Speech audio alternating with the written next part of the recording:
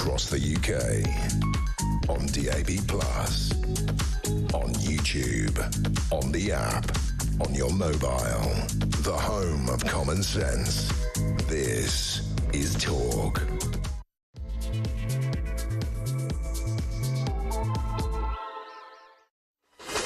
Good morning and welcome to Morning Glory. It's 2 minutes past 6. I'm Mike Graham and we are here for the duration. We're halfway through the week. It's Wednesday, the third big show of the week. We're doing it, of course, every single weekday morning for 4 glorious hours from 6 until 10. Julie Hartley-Brewer will be along there. Emma Wolf is with me this morning. We're going to be looking at all the big stories in the papers, and there's a bit of an international feel to what's going on at the moment. Back here at home, we've got the A&E in crisis again. How do you know that? Because it's winter time, and every time there's a crisis in the A&E, it's because people are getting sick with flu, with all sorts of other diseases and aches and pains in the winter time. Some people are waiting for 2 days to be seen in A&E wards up and down the country. Absolutely incredible stuff.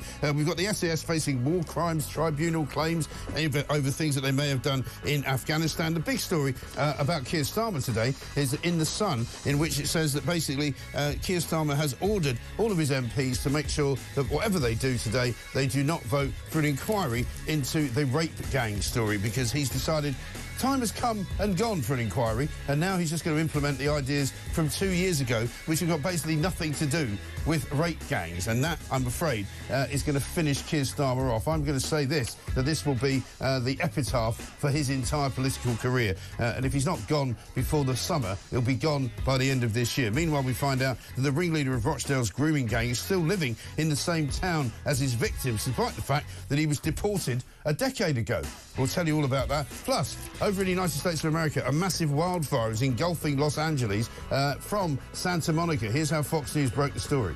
And breaking tonight on Fox News at night, one of the wealthiest areas of Los Angeles is on fire at this hour, and with extremely high winds.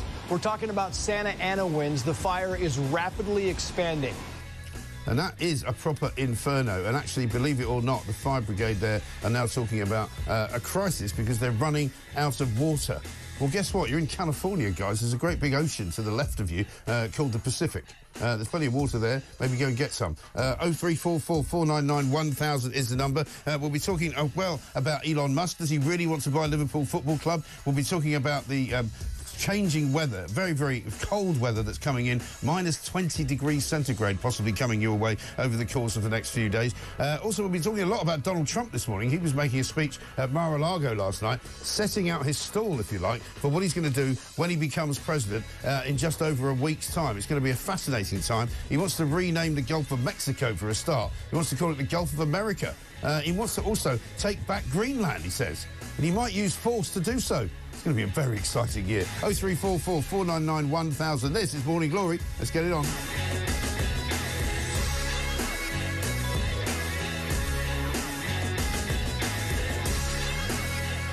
5 minutes past 6. Welcome to Morning Glory. Welcome to the home of common sense, and welcome to the place where common sense began, and where, to begin with, we are going to be saying the year of common sense is going to be absolutely and utterly trapped, because we started this week saying this is going to be the year of common sense. We've seen the resignation of Justin Trudeau, which is a great thing. We've now seen Mark Zuckerberg over in Los Angeles, over in California, changing the face of Facebook and Meta. He came out yesterday and basically decided to ditch all fact checkers on Facebook, and he's going to prioritise free speech. And guess what? That is causing a great deal of dismay and unhinged behaviour at The Guardian, who are not happy about it. They've got a headline this morning on the front page, dismay as fact-checking ditched on Facebook in, quotes, free speech drive. Emma Wolf, very good morning to you. I mean, only The Guardian could be concerned about the fact that there's going to be more free speech rather than less. You do what wonder, do they mean? What's wrong with free speech? As one of these senators has described it as a full bending of the knee to Trump. Well, good for him. Right. Well, it makes a change from the bending of the knee to Black Lives Matter, doesn't it? Well, exactly. The way The Guardian are covering it is absolutely hilarious, and it confirms for us all that it's a good thing. Yeah, absolutely. I mean, this was this 5-minute video statement yesterday from Zuckerberg, basically saying he's going to get rid of the fact checkers and he's going to have community notes a little bit. He can see which way the political winds are blowing. Right. But isn't it funny that it needs a change of political ownership and political kind of discourse in order for them to do what they should have been doing from the beginning? What they should have been doing from the beginning. And look, I mean, it's been described as cozying up to Trump and all of this. I think it's just that we are seeing the tide of woke... you know, turning back. He's talking about issues like immigration and gender, which they've had these kind of very weird fact-checkers, I think all based in California, and he's going to move them all to Texas. That'll be a fun move for lots of them. Absolutely, I mean, can you imagine, Oh, sorry, I just have to relocate to Texas. Anyway, a good thing. I was going to say good for Zuckerberg. I'd never say that. But no, I'm glad that we're glad this is happening. Well, absolutely right. And this is obviously why Nick Clegg has decided to leave after 7 years, because he can't handle free speech. Oh, my God, they're going to bring free speech. And this is what Zuckerberg said about what he's doing. Basically, he's going to dramatically reduce the amount of censorship on our platforms. We're going to retune our content to require much higher confidence before taking things down. The reality is this is a trade-off. It means we're going to catch less bad stuff, but we'll also reduce innocent people's posts and accounts that we accidentally take down. So it's got to be a great step in the right direction. Why anybody would think it's a bad step is incredible to me. Yeah, exactly. And the fact that there is Guardian pearl clutching going on is a good sign. I mean, obviously, there's still going to be safety. You know, people say, oh, this is going to reduce online safety. I don't think this is the case. No, I don't think so. But it's bad news for Keir Starmer, though, because it goes directly in the face of what he wants to introduce. And it says here this is again from Zuckerberg, we're going to work with President Trump to push back on governments around the world that are going after American companies and pushing to censor more. He says Europe is a place with an ever-increasing number of laws institutionalising censorship. So he's going to be against the EU and against what Keir Starmer's trying to do. Yeah, exactly. Which is a good thing. And there is plenty of censorship still going on. I mean, there's another story where, you know, defence firms can barely appear at university recruitment fairs because they're so terrified of protesters. Yes. So, I mean, there's still a lot to fight against, but I think this is, and if anyone's still using Facebook, but I mean, this is a good step in the right direction. I think so. Absolutely no problem, no question at all. Donald Trump, big on the news this morning because he was speaking last night at Mar-a-Lago. We've got a whole series of clips that we're going to play this morning, Emma. Let's have a look, because this is kind of setting out his stall, really, for how he's going to be and what it's going to be like when he's in the White House in just over a week's time, the 20th of January, after his inauguration. Here he is talking about the Gulf of Mexico. We're going to be changing the name of the Gulf of Mexico to the Gulf of America, which has a beautiful ring that covers a lot of territory. The Gulf of America, what a beautiful name. It's great, isn't it? It's not like we're going to be suggesting it. We're just going to do it. Yeah. Right? We're just renaming it the Gulf of America. Does he really mean it? Yeah. Does he absolutely mean it? Of course. No, come on. He says lots of stuff that don't actually come to pass. No, but he just says we're going to do it. I mean, what does it actually mean? In order to change it, you just mean whenever you refer to it, you call it the Gulf of America. There must be deeds and paperwork that you have to change. I'm not sure there is, because who names the Gulf of Mexico? It's not. It doesn't belong to anyone, does it? No. It's not actually attached to any particular country. What about the Mexican Gulfers? Do they not have a say? I don't think he cares about Mexico. You know, he's already said to Mexico, if you want to start sending all of your, illegal migrants into my country, I'm going to start sending them back. Yeah. And I'm going to start locking them up. So you can take your Gulf and shove it. And I'm going to start calling it something different. I mean, that would seem to be where he is. I mean, it's a bit like the way that the French call the English Channel the sleeve, don't they? They don't call it the English Channel. We call it the English Channel. But what's it actually called? Yeah. I don't know. What you call it? I mean, if the Russians are sailing through it, what do they call it? I don't know. But we call it the English Channel. Yeah. The French call it something else. Yeah. So he wants to call it the Gulf of America. He can, I think. Yeah, brilliant. Yeah. I mean, maybe you can call the Atlantic Ocean the American Ocean as well. I do love the way he makes these announcements. Right. Here's what he has to say about Greenland and Panama. This is even better. Can you assure the world that as you try to get control of these areas, you are not going to use military or economic coercion? No. And can you tell us a little bit about what your plan is? Are you going to negotiate a new treaty? Are you going to ask the Canadians to hold a vote? What is the strategy? Yeah, I can't assure you. You're talking about Panama and Greenland. No, I can't assure you on either of those two. But I can say this. We need them for economic security. The Panama Canal was built for our military. I'm not going to commit to that now. It might be that you'll have to do something. Look, the Panama Canal is vital to our country. It's being operated by China. China. So he's basically saying they're going to take back the Panama Canal because it's currently being operated by China. And we can't have that. Presumably he's going to rename that as well. the American canal. It's built for the American... but I love the way that, you know, he has absolutely complete disregard for all these questions that he gets from, you know, these lefty journalists in America who are kind of going, would you guarantee that there won't be any use of force? No, I won't guarantee that. Which doesn't mean he's going to use force, it just means that he's not playing their game. Yeah, which I rather admire him for, to be honest. I admire him for this. And when he talks about Greenland, he says people really don't even know if Denmark has any legal right to it. But if they do, they should give it up because we need it for national security. I mean, he's really clear about this.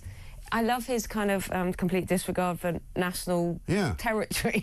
Absolutely. Well, because, again, you know, you look at these things around the world and you go, well, why is that the case? And somebody says, well, because it's always been like that. And you kind of go, OK, so let's redraw the, you know, the deal. Here he is talking about Israeli hostages in Gaza. If they're not back by the time I get into office, all hell will break out in the Middle East. Can you elaborate? And it will not be good for Hamas. And it will not be good, frankly, for anyone. All hell will break out. I don't have to say anymore, but that's what it is. And they should have given them back a long time. They should have never taken them. And that, of course, is the view of an awful lot of people. You know, they're still holding hostages. You know, the people who talk about, you know, peace in the Middle East and ceasefires and all of that noise has kind of gone down an awful lot in the last few months. I haven't really heard many politicians talking about, you know, a peace deal. Keir Starmer, when he made his Christmas and New Year message, kind of did the usual kind of bleating on about, you know, we must get peace in the Middle East. But he didn't mention the hostages. And so few people. And I met a lot of people over the Christmas period who just were people that I'd meet randomly walking around who said, you know, please keep up the fight about the hostages because people will forget that they're there. And there are still British hostages being held, and there are still children being held, there are still old people being held. We don't even know if some of them have been killed. You know, it's disgusting what Hamas have done. And it's disgusting that anybody would even consider talking to these people. And Trump is basically saying, you know, if you don't give the hostages up, we're going to come for you. Good. No, I think it's very, very important what he says there, and really, really important to keep that at the forefront. No matter what side you fall down, you have to remember the hostages. Well, I'm sorry, you can't. There are no sides in this. You know, you're on the side of democracy or on the side of the terrorists. Of course. You know, that's it. And if you're on the side of the terrorists, I'm not really interested. No, exactly. At the end of the day, Canada, big story this week, of course. We got Justin Trudeau tearfully resigning because he can't handle it anymore. He's told his children and everything. Yeah, great little joke on Twitter. I heard the Canadian Prime Minister resigned, but is it Trudeau? Very good. Well, here is what Donald Trump has to say about Canada. Canada and the United States, that would really be something. You get rid of that artificially drawn line, and you take a look at what that looks like, and it would also be much better for national security. Don't forget, we basically protect Canada. Which is also true. You know, he also, I think, the other day suggested that they could become the 51st state of America. He's just trolling them now, come on. That goes too far. They can't take over Canada. Well, I mean, there might be some people... it does make sense. There might be some people in Canada who would prefer to have Donald Trump running it than have Justin Trudeau. Well, there might be some people in the UK. There might be some of us in the UK who would prefer for Trump to be running us in But let's not forget what Justin Trudeau did. You know, he actually, you know, went into people's bank accounts and froze them because they didn't agree with his COVID policy. So, I mean, you know, this is not a guy who... I mean, somebody put out a tweet yesterday about how terrible this was for Canada because, you know, he was a great beacon of liberty and freedom and all the rest of it. And people were like, hang on a minute, this is a guy who basically stole money from truckers, who froze bank accounts that people had put money in to safeguard their business because he didn't like what they thought about him. Absolutely incredible stuff, you know. He was a fascist leader, if you want to use the left's language. He was a proper fascist because he interfered with people's livelihoods and their ability to make money. He absolutely did, and I think it's a very, very good thing that we've seen the back of him now. Yeah, absolutely right. Coming up, we're going to have a look at what's going on over in the United States of America as well, because of this big wildfire which is currently raging in California, in Hollywood, basically, which is the northern part of Los Angeles. If you know that part of the world, it's a very, very big fire. It's a huge problem for the fire brigade and for the emergency services. People are evacuating. I think 30,000 people are now evacuating their homes, including quite a lot of quite famous people as well. Lots of you got things to say about the grooming gang story as well. Alan in Merseyside says this sex grooming gang story is the biggest scandal in the history of this country, yet the Prime Minister is refusing a national inquiry against the wishes of 95% of the country. Who's hiding what and why? Well, that's a very good question. We'll be looking at the front page of The Sun, where the Harry Cole story is front and centre. Number 10, Downing Street basically says, the time has passed for more inquiries. The Prime Minister, meanwhile, has been accused of moral cowardice because he's sticking his heels in, he's digging his heels in. He doesn't want to have any kind of inquiry. And we also learned that a guy by the name of Kari Abdul Rauf, 55 years of age, is now working for a food delivery business in Rochdale, but he was basically deported a decade ago, and he's still here, moving around in the same neighbourhood as some of the victims that he preyed upon years and years ago. It's absolutely disgusting, disgraceful. We'll bring you more on that coming up. Myself and Emma Wolf after this on Morning Glory.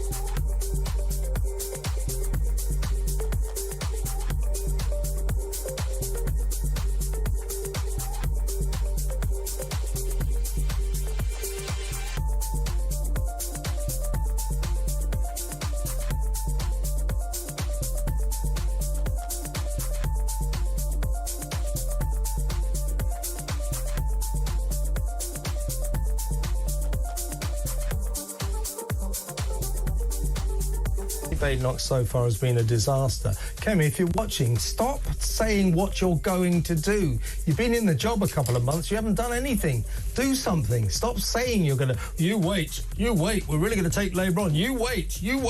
No, we don't want to wait. Get on with it. It's all platitudes and headlines, isn't it? You know, I had this debate when I was hosting a week or two ago, and I said to Peter Barnes, I think, look, we need to see Kemi Badenoch's mettle. We need to know what she actually stands for.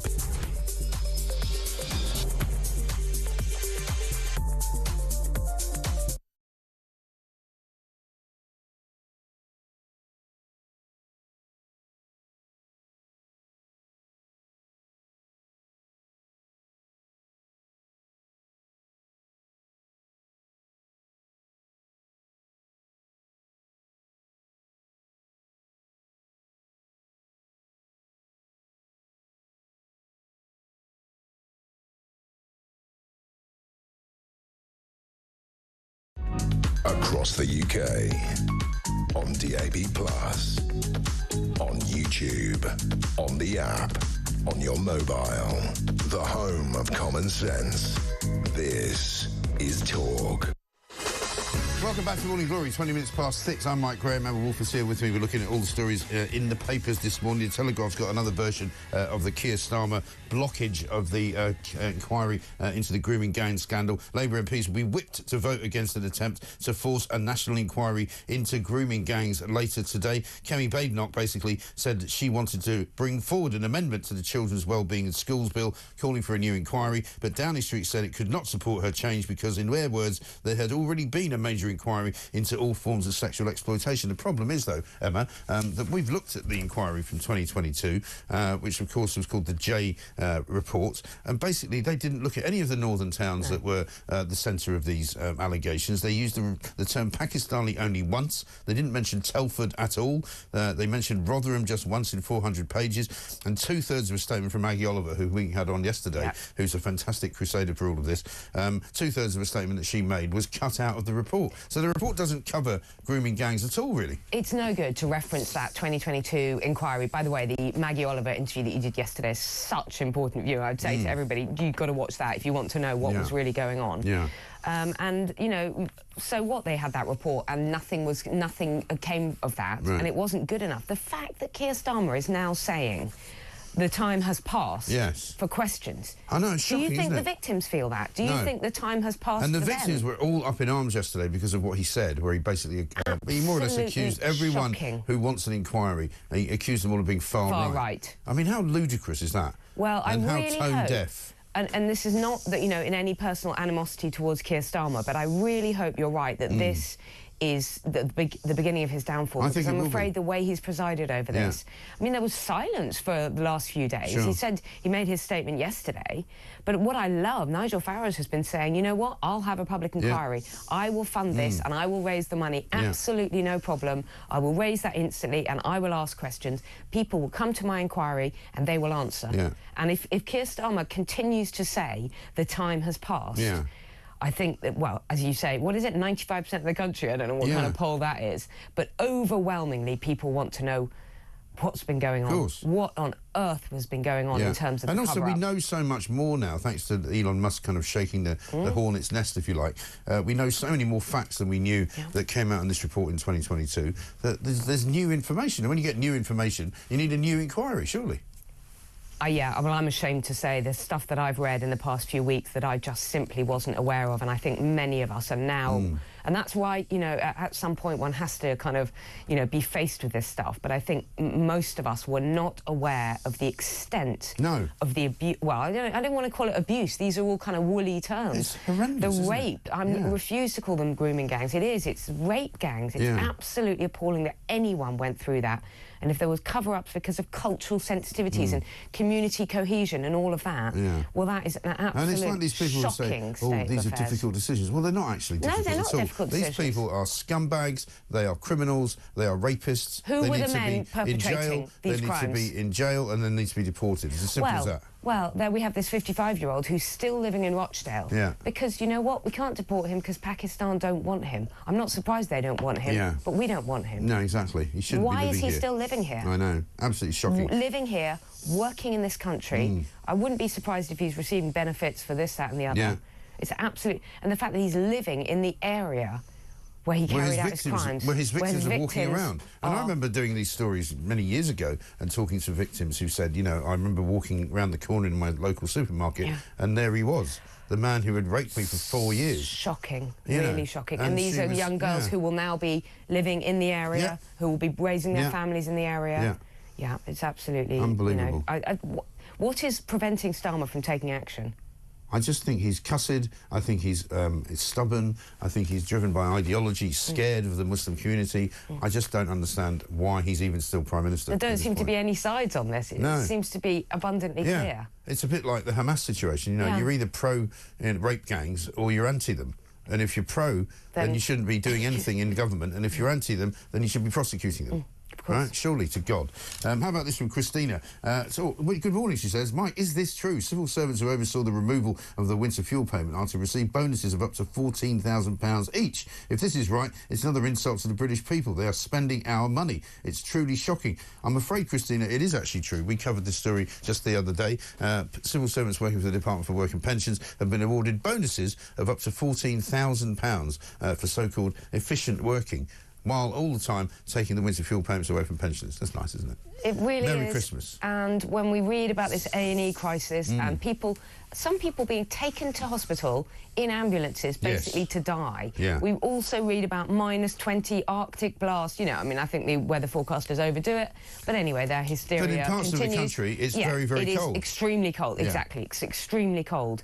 And at exactly the same time, we have the winter fuel payment being taken away, and people are still very, very... Talking of what's going to bring Starmer down, you know, he's got a quaddemic coming at him because there's more than 4 things that people are very, very angry about. Absolutely. As for civil servants who can barely get themselves into the office, can't be bothered, most of them working from home still, getting bonuses. I mean, it makes me so angry. People who work in State public of this sector country should not be getting bonuses of any kind, I'm sorry. They are It's well not- paid, and they have good pensions, and they have excellent working conditions, Yeah. and a guaranteed job for life. So I don't know. They shouldn't get bonuses. But how about this? This will annoy you even more. So Keir Starmer accepted thousands of pounds worth of Arsenal tickets and corporate hospitality, not last year, not the year before, last month.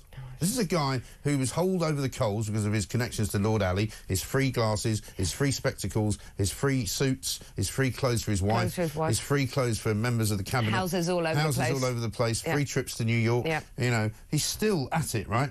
He was in attendance at the Emirates Stadium on December the 4th as his side beat Manchester United 2-0. He accepted 2 tickets and hospitality in the director's box from the North London Football Club. Downing Street have said they've given an updated version of the ministerial code, but it does not ban ministers from taking handouts as long as they're properly declared. For goodness sake! Stop! Just stop Does it! he not understand that he has more than enough money? If he really needs to go to the football, he can pay for it. Yes. Does he not understand the anger and the reaction that he got when all of this came out a few months ago? He obviously doesn't.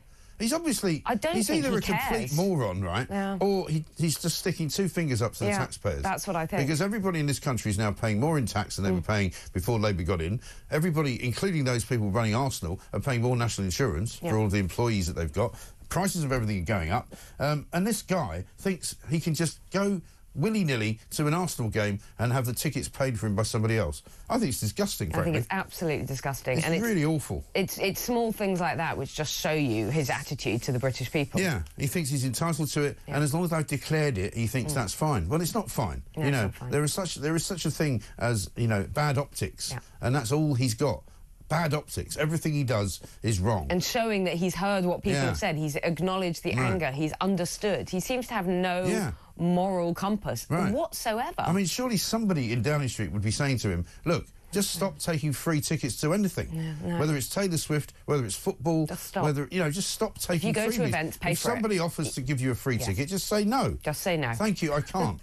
Really? I mean, it's not difficult, is it? No, I know. It's just... Deary me. Just going back to the A&E crisis, front page of the Daily Mail today, basically around 5,000 beds a day are currently taken up by patients infected with flu. Officials expect the crisis to deepen this week as children return to school after the Christmas holiday. Some patients have been forced to wait up to 50 hours. That's over 2 days in A&E before finally being admitted. I don't understand why the people that run the NHS, and I'm not talking about the governments here, because the government doesn't run the NHS, it shouldn't.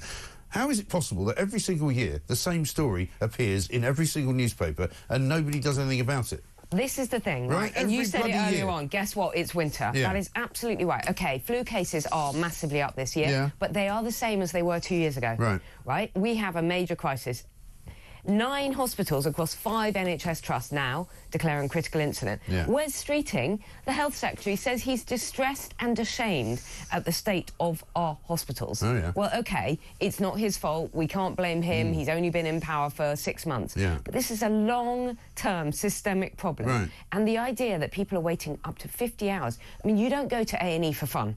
If you go there, you're not well. I mean, I know some people are ending up there because there's no primary care. You're probably prepared for a pretty bad experience. You're probably prepared, but I think that the majority of people that are ending up there and waiting for 50 hours are in a bad way, and they need help. They don't need to be sitting and many of them in are a elderly. chair in the waiting room. They're elderly. Maybe they're there just to keep warm because they're so cold at home. We don't have a functioning social care system, and we certainly don't have a functioning ambulance gets you in an emergency into the hospital, into bed, and into medical care. If you became the Secretary of State for Health in, July, you should surely call all of the chiefs of the NHS into your office and say, look, we've got 5 months before winter hits, right? August, September, November, September, October, November. By the time we get to December, I want you to have bigger capacity. I want you to make sure you've got more beds, you've got enough people coming into work. You know, prepare for the bloody situation, as opposed to just waiting until January and suddenly going, oh my God, I'm distressed and ashamed. We're distressed and ashamed. We haven't got any room for anybody. I mean, what's wrong with them? No, I know, and you do every year. You wonder why they don't plan for winter. Right. I mean, every company in the world plans for what's coming next. Even Christmas, you know, talkTV will have planned for what's happening. Right. Oh, at this point, we'll put the decorations up. What is wrong with the NHS that they don't have a major... Like every year, there should be a committee, a major plan in place for winter contingency. Yeah, I didn't know I had to buy a tree. You know, it's come as a great surprise. I haven't got enough money for the tree. Well, you knew it was coming, didn't you? I mean, you know, it's just mad, isn't it? We've got lots more to do. Coming up, we're going to be going live to California to find out what the latest is on that big wildfire that's taking place right now as we speak, live in Hollywood. Lots of celebrities having to evacuate their homes, lots of ordinary people as well, of course. 30,000 people, excuse me, have been told to evacuate the area. Let's get a voice note, though, from Tony. Morning, Mike. It's Tony from Nottingham. I'm an ex-copper. I think it's all part of the same thing. It's all to do with two-tier policing. It's all to do with police treating different groups and different communities differently. That's what it's all about. And I think if it was groups of young, vulnerable Asian girls or Muslim girls that have been targeted by big gangs of white men, I think there wouldn't be a cover-up. I think it would have been dealt with it entirely differently. Thanks again. Great show. Cheers. Bye. Tony, thanks for your thoughts. I mean, no question. Can you imagine Keir Starmer? He'd literally be slavering at the lips, wouldn't he, if it was a white gang raping black women or Asian women. He would be literally running around there with the 7th Cavalry, arresting everybody and locking them all up and sending them all to prison for 25,000 years. Absolutely. Because of the, you know, the far right would be to blame for it all. Or if they'd said something hurty on Facebook. I think Tony is absolute, and Tony knows what he's talking about because he's an ex-policeman.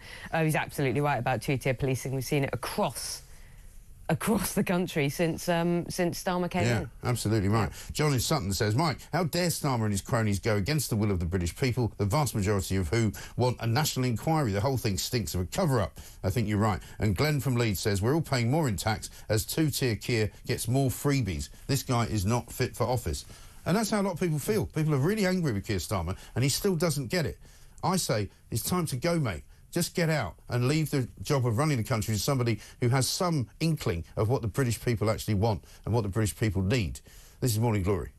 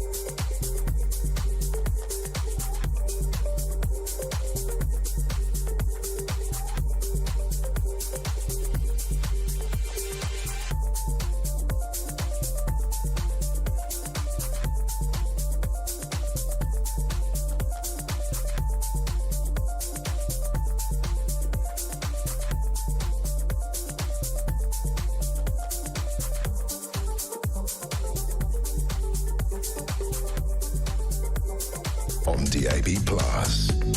on YouTube, on the app, on your mobile. The home of common sense. This is Talk.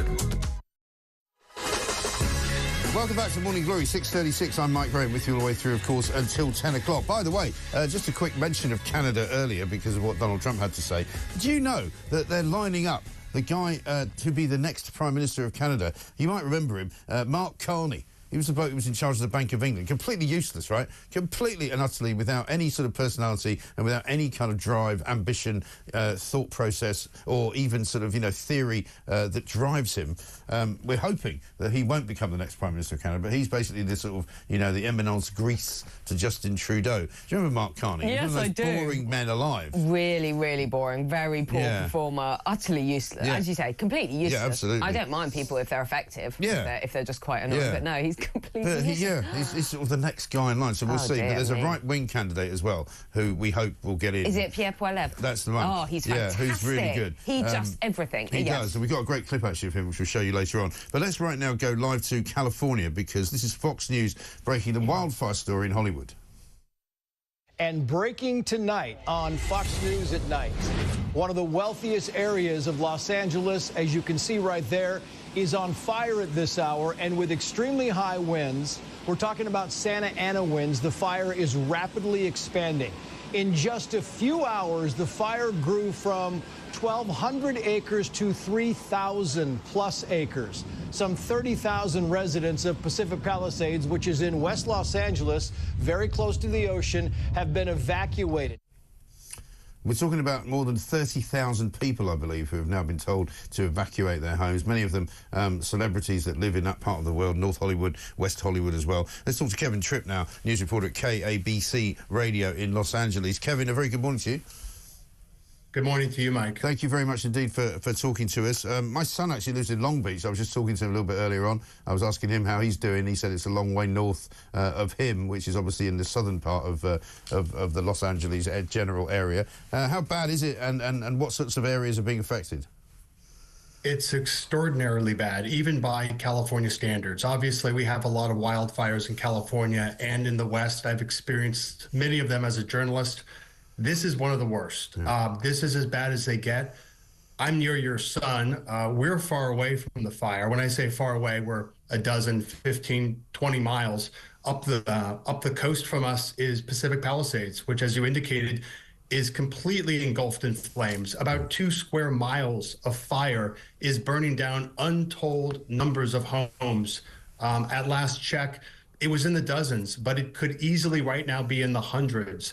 The Santa Ana winds, the strong, dry, powerful winds that blow in from the desert are blowing in at 40, 50, 60, 70, even 80 miles an hour. As I speak right now, they're actually intensifying in strength, which is why these homes are burning down at such a fast rate.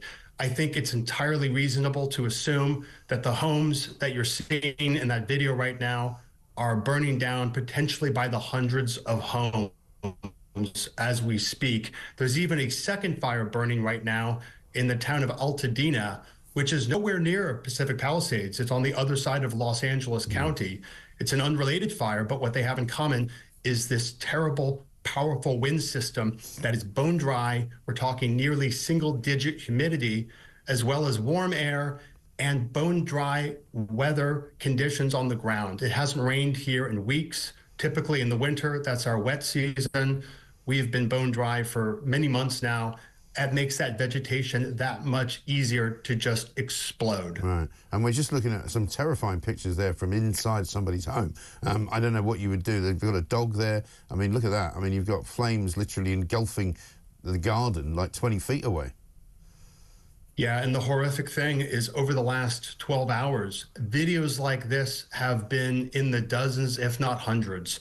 Inside people's homes, aerial views, on the street. There's a half a dozen TV stations still on the air right now. They've been on the air continuously for over 12 hours, reporting from the scene of this fire as it burns down home after home after home. Some of these homes are celebrity homes. Others are trailer parks where people of very modest means live, and all of their possessions, whether it be a mansion or a trailer home, are going up in flames. And this fire could go on easily for another 12 hours in this devastating scenario that we're witnessing at this very moment. Yeah. And we're watching some live shots here of the fire department basically firing a hose over what appears to be a massive inferno without really making any effects at all. And we're hearing as well that they're running out of water. Yeah, and they're even running out of firefighters. There was a call a few hours ago by the LA Fire Department for all off-duty firefighters to come on duty. And this is not something they were unprepared for. I should note the National Weather Service, America's government agency that forecasts these types of things, as well as tornadoes and hurricanes, they were warning several days ago that these Santa Ana winds, as they're called, were going to be blowing in and they were going to be ferocious. And fire departments and citizens needed to be prepared. People were as prepared as they could be. Fire agencies in California have gotten much better at dealing with these fires and preparing for these fires over the past couple decades. That shows you how bad this fire is. They were as prepared as they possibly could be, and yet they are still short-handed because the fire is just that massive. The aerial views of it are stunning. Airplanes flying over on their way to LAX or Long Beach International Airport, people are taking pictures. And yeah, it's an extraordinary event. It really is. Looks like a disaster film. It looks like, you know, a Jerry Bruckheimer film. It's horrible. It really does. You know, like the day after tomorrow or something like that. But what about the causes of these types of fires? Because obviously they do have them regularly in California at some times of the year. Any ideas on that? I think we're losing Kevin. Sorry. Kevin, we'll come back to you another time. Thanks very much indeed. Emma, terrifying pictures, those. I mean, looking from the inside of that person's house, I mean, you can tell it's a very expensive house. It was, you know, it's a beautiful-looking house, but outside, literally 20 feet away, an inferno. But as you say, just across the garden. Yeah. I mean, it would have taken a few sparks for that all to ignite. Everything out in the garden is being burnt, presumably. I mean, and they're in there, and they're actually in there, and they've got their dogs in there. They're not sort of, you know, on their way out or just popping back in. They seem to be living and just kind of... It's absolutely terrifying, Mike. I mean, because you've got no defence, what would really. you do? I mean, what are you doing with a hose? I mean, the water is doing almost nothing there. Yeah, and I mean, when it's that hot as well, as soon as you turn the water onto it, the water just starts boiling. Yeah, if exactly. you get hit by the water, you get burned. I mean, one hopes these people are about to evacuate or get somewhere safe, because it looks extremely unsafe to be that close. Yeah, I know. Just one final word. I think we've got Kevin back. Kevin, any ideas on how it started, this particular fire? We don't yet know precisely how it started. They do know the location of where that fire started, so that is something that they will probably determine. It's worth noting that sometimes these are arsons, sometimes these are accidents, but with these powerful Santa Ana winds, a tiny spark that would not normally start a fire does sometimes start a fire, because the conditions are so dry, the winds are so powerful, and the fire spreads from a few dozen acres to hundreds of acres to thousands of acres in just a matter of hours. And that's what we're seeing right now. Absolutely. Well, listen, I wish everybody the best there. Kevin, thank you very much indeed. Kevin Tripp, news reporter at KABC Radio in Los Angeles. If you're out there listening, because I know many of you listen to this show from California, from that part of America, so do get in touch if you've got any information that we can pass on to anybody else. We'll be talking about a great many other things coming up. Emma Wolf is here. Got this from, where are we? Tony. He says, Mike, the cost of borrowing is rocketed under Labour. Government bond yields are shocking. IMF, here we come. Yeah, well, there's a story on the front, the second page of the Sun, actually. The cost of Britain's borrowing hit a 27-year high, sparking fears of yet more tax rises. Rachel Reeves, the squeezed chancellor, they call her, is within a whisker of breaking her own economic rules. I mean, is there anything this lot can get right? There doesn't seem to be anything that they've got right. Yeah. No, they're saying that the fiscal headroom has never been this low, that she's probably going to have to raise more taxes, more misery for businesses and for homeowners across the country. Is there anything that the Chancellor can get right? It's an absolute state. I think the whole government in a really, really bad way. A terrible way, isn't it? And this from Diana in London. Last year, you kept saying you had a feeling that there was something that would come to light which would be Starmer's downfall in 2025. You were right. No one should survive putting politics before all the victims of the grooming gang rapes. Absolutely right. I don't know if the grooming grooming gang rapes will be the thing that topples Keir Starmer, but something bad is coming his way, and it's coming his way pretty damn soon as well. Emma Wolf is here. We've got more to do. 6:45. We'll bring you news on schools and how the VAT rise is affecting them, and also Elon Musk, still in the news. Apparently he wants to buy Liverpool Football Club. Would you believe? This is Talk.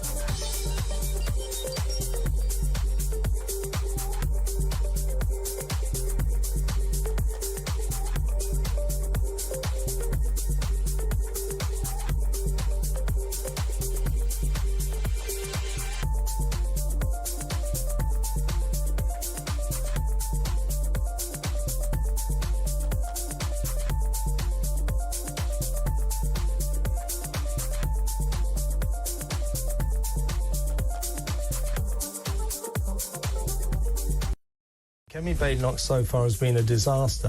Kemi, if you're watching, stop saying what you're going to do. You've been in the job a couple of months, you haven't done anything. Do something. Stop saying you're going to... You wait, we're really going to take Labour on. You wait.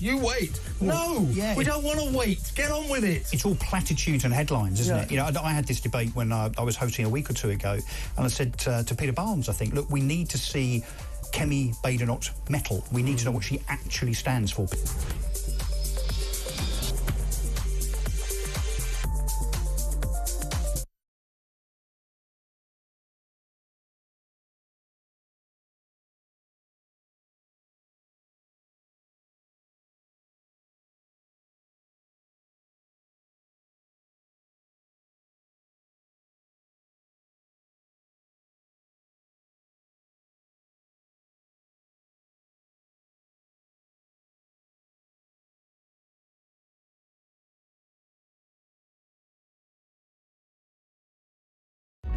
Across the UK, on DAB+, on YouTube, on the app, on your mobile, the home of common sense.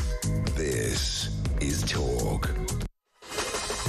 Welcome back to Morning Glory. I'm Mike Graham. This, of course, is the home of common sense, and it's the place where the year of common sense begins and will probably end, because by the time we get to the end of this year, I reckon an awful lot would have changed, and an awful lot would have changed for the better. We heard from Donald Trump at the start of the show about a whole bunch of different things, including his views on Canada, how he wants to rename the Gulf of Mexico to Gulf of America, and, of course, Elon Musk has been very much in the news. He wasn't in Mar-a-Lago, actually, which is interesting, because he's been making an awful lot of noise, Elon Musk, hasn't he, on Twitter over the last week or so, particularly attacking Keir Starmer and Ed Davey and Jess Phillips and even Nigel Farage, believe it or not. Yes. But he's gone a bit quiet on the Trump front. Yes. And, you know, Trump is kind of... You get the sense that Trump might be kind of keeping him at arm's length at the moment. Well, there was always a slight question, wasn't there, about how long this kind of bromance would last, whether it would even last kind of up to the inauguration. And Musk does seem to have gone a bit crazy now, because he's firing in all directions. 1 minute he was, you know, about to give 100 million. He's like a sort of Catherine wheel that's come off the fence, isn't he? And look, good for him. He's really raised the issue of the rape gangs. He has. He's got it onto the front pages and all of that. I don't know that it's the most nuanced take on it, but I think a lot of what he said. I think we should definitely thank him for that. Yeah, I think we should thank him for that. Yeah, it's a bit confusing what he's doing now about attacking Farage. I mean, I don't want him trying to dictate UK politics completely. But no, I mean, good for him. We need more free speech warriors, don't we? And I think Nigel Farage, to be fair, has handled it very well. And I mean, he's done exactly what he should have done. It's actually made him look better as a leader, I think, than anything that was going on before that. But the news story this morning is after Elon Musk's dad, who we had on the show the other day, Errol Musk. Errol, he's lovely. Who is lovely, who's got some strange ideas of his own. Apparently, he was asked, does your son want to buy Liverpool FC? And he said, absolutely. Of course he does.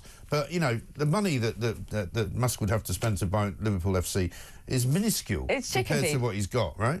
I'm not sure he's going to... I'm a Liverpool supporter, lifelong Liverpool supporter, so I don't mind the idea of Musk buying Liverpool, but I'm just worried that he wouldn't stick at it. I mean, is this for the long term? Is he going to... I don't know. I mean, I think the thing is, he's made a success of everything commercial he's ever done. I don't think he's ever had a loss-making company. No. You know, all of the lefties now kind of saying, oh, people aren't buying Teslas now, so they don't like his politics now that he's affiliated with Trump. Well, he doesn't seem to be harming himself too much in the richness stakes, Look, he's got billions. He can buy football clubs here, there, and everywhere. Sending rockets up to space every couple of minutes. You know, the idea that Tesla's sales are down a bit, I don't think they're going to bother him too much. But looking at the other end of the driving spectre, we've got winter blunderland in the sun. It's minus 20 degrees Arctic blast alert, and there's all sorts of pictures of cars upended, cars turned over. A friend of mine sent me a great picture yesterday of a car that was literally on its side, and two women. And I wouldn't obviously want to make any jokes about women drivers, but, you know, two women standing next to the car looking at it going, how did that happen? Because it looks like a very straight piece of road. Yes. Somehow they managed to flip the car on its side. And there's a similar picture in the sun in Essex. A car ended up ditched in the side of the road in Chelmsford, and lots of floods and just lots of really bad conditions. Yeah, I mean, I feel slightly that the weather forecast has really overdone it this year. We've had, you know, I mean, at the weekend they were literally warning of, you know, the sort of snow-nado and all of that. And yes, there was, of course, there's snow in the Cairngorms and all of that, and we get winter weather. There's quite bad snow in parts of the north of England, though, which we don't see. But it is snow, and it is winter, and it is December, January, and it is expected. I don't think this thing about the Arctic blast is particularly helpful. Right. We don't need to panic about every single normal seasonal weather. I get that. I mean, they're saying that more than 350 alerts were issued, all of these yellow alerts, and including one danger to life warning. Well, these danger to life warnings are blanketing the country, and you go out, and I know we're in London, we're in the south, I get it, but to say that there's a danger to life and you go out and it's just cold or it's a bit sleety. I mean, it is very cold. It is very cold. Mike, on the way to work, on the way in this morning, about 4 in the morning, I saw a man lying in a doorway with no blanket, but no socks on. And it's just, I know we can't compare with, you know, these civil servants getting £14,000 bonuses, but it made me so angry to think that in January 2025, there are people lying in doorways in the city of London, outside, no blanket, nothing, and you just think, why don't they start doing something useful? And you do wonder, don't you? Why don't they start getting people off the streets? If they can house people that come here illegally on boats, can you not house people who are without a home, lying in doorways in the centre of cities in this country? Because that is not right. It really isn't, considering how much money we spend. And it's minus something, you know, in that time in the morning. Yeah, and we spend billions and billions of pounds a year looking after people that come here illegally. Exactly. Put them in hotel rooms with nice warm, you know, heating and all of that. Give them food, give them money. It is wrong, absolutely and utterly wrong. Let's talk about the schools in this country as well, though, because now that school season has started again, the VAT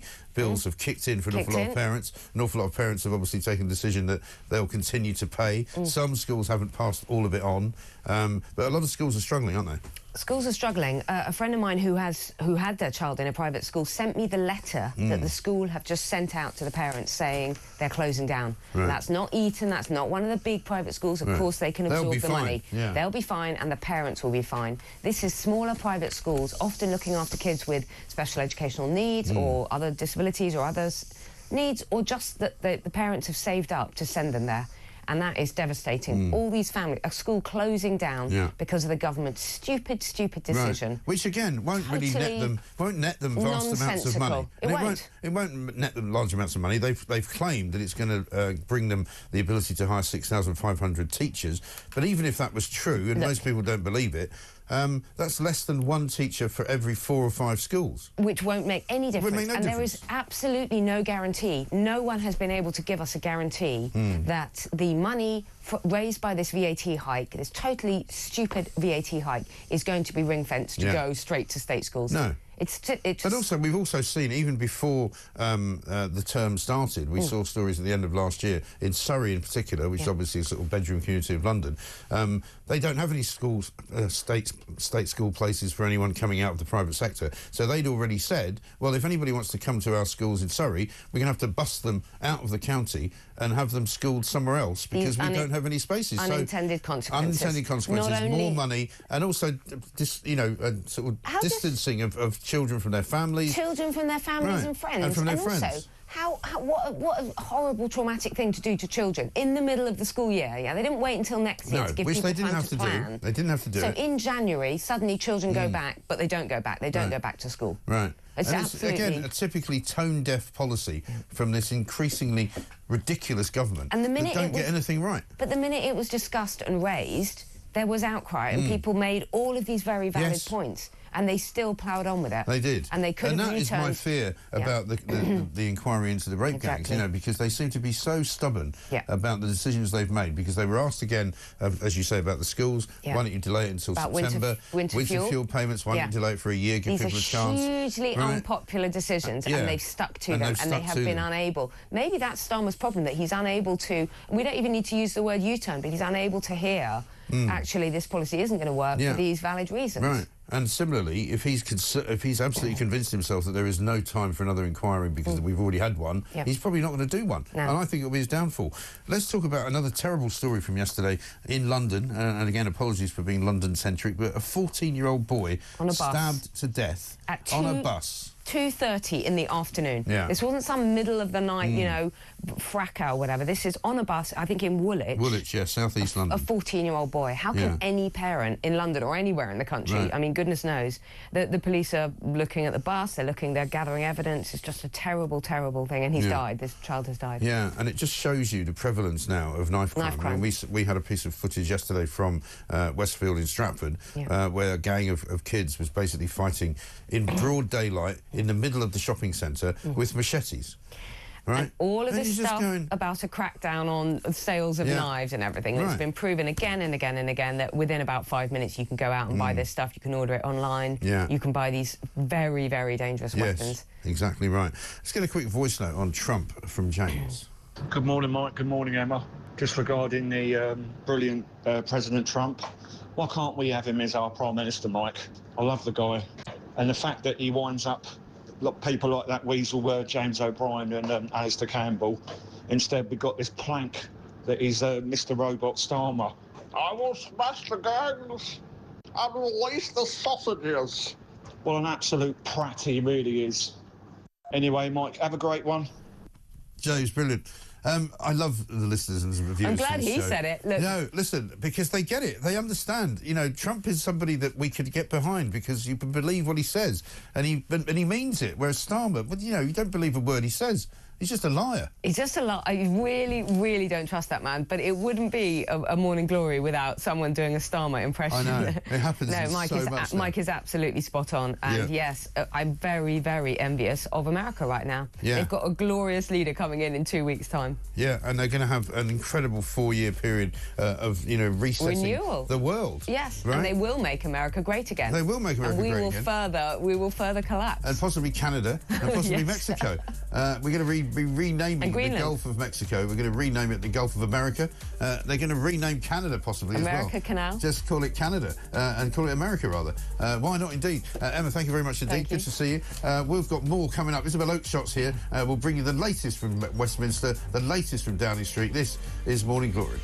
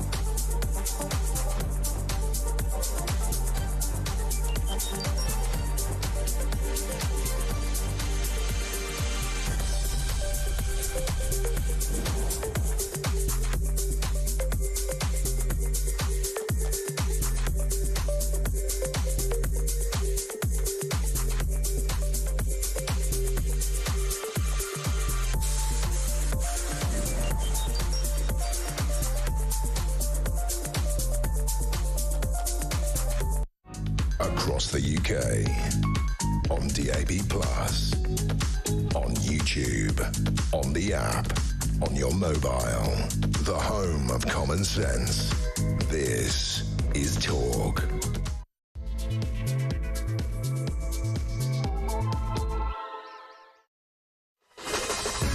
Welcome back to Morning Glory. 2 minutes past 7. I'm Mike Graham with you all the way through, of course, until 10 o'clock in the morning. We've got Julie Hartley-Brewer coming in then to take you through until 1. Today, the big story on the front page of The Sun is that Keir Starmer basically is going to ban any MPs from the Labour Party from voting for a public inquiry into the grooming gangs. A piece from Harry Cole on the front page this morning says the government will block any inquiry into rape gangs. Kemi Badenoch was due to try and make an amendment to a schools bill that's going through the House of Commons today, but it looks as though that's not now going to happen because the Labour Party, believe it or not, is going to whip its own MPs to say to them, you don't want to have another inquiry, because Downing Street's view is, we've already had one, thanks, and there's no time to have another one. What an absolute and utter disgrace. How not to read the room? 95% of people, if not more, of the people of this country want to see a proper inquiry into what happened in various towns and cities across this land, in 50 different venues,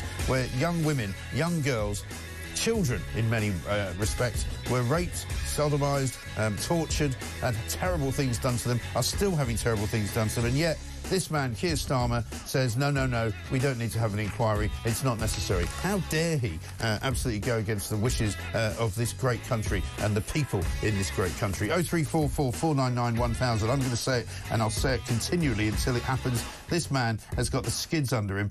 He cannot run this country. He should not be running this country. He's not fit to be Prime Minister of this country, and the sooner he goes, the better, quite frankly. 0344 499 1000. We'll be talking about Donald Trump coming up in this hour with Isabel Oakeshott, our international editor. Donald Trump's been saying a great many things overnight at Mar-a-Lago. He was visited by Giorgia Meloni, the Italian Prime Minister. He's talking about renaming the Gulf of Mexico the Gulf of America.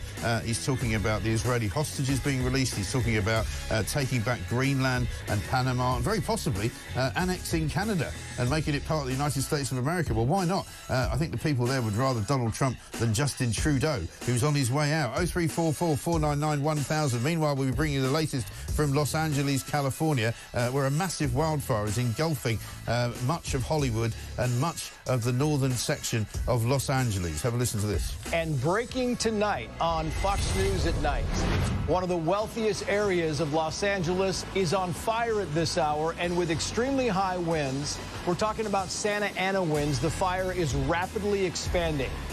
Meanwhile, over at The Guardian, there's dismay, apparently, at the world headquarters of woke, because Mark Zuckerberg, the head of Facebook, has declared that they're going to get rid of all their fact-checkers, they're going to get rid of all their censorship, and they're going to be going after any country, like Britain, that wants to bring in, you know, anti-democratic privacy laws so that people can't say what they think. Freedom of speech worries The Guardian, apparently. Who knew? 0344 499 1000. This is Morning Glory. Let's get it on.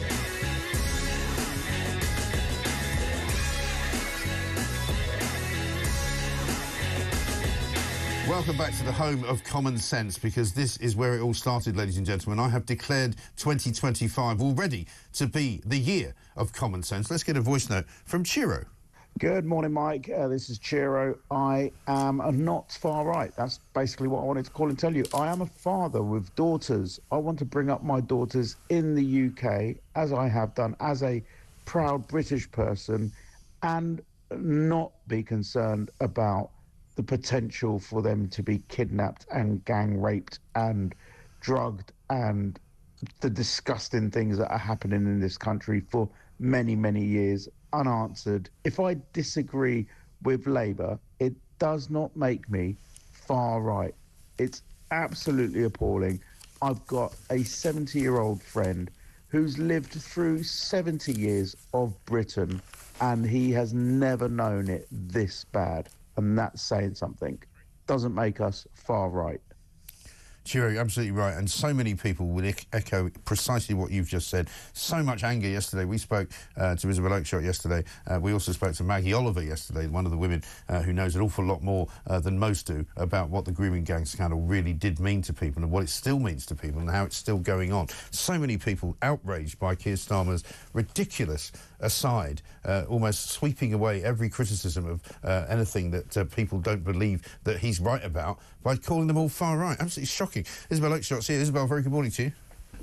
Morning. It's just unbelievable, really, isn't it, that he should use such terminology. And what astonishes me about this Prime Minister is his complete, consistent inability to read the room and say the right thing. In fact, each and every time when what the nation cries out for is a leader who can voice their concerns, who can empathise, who can say, look, I get it, and we're going to stop this stuff ever happening again. I'm going to do whatever it takes.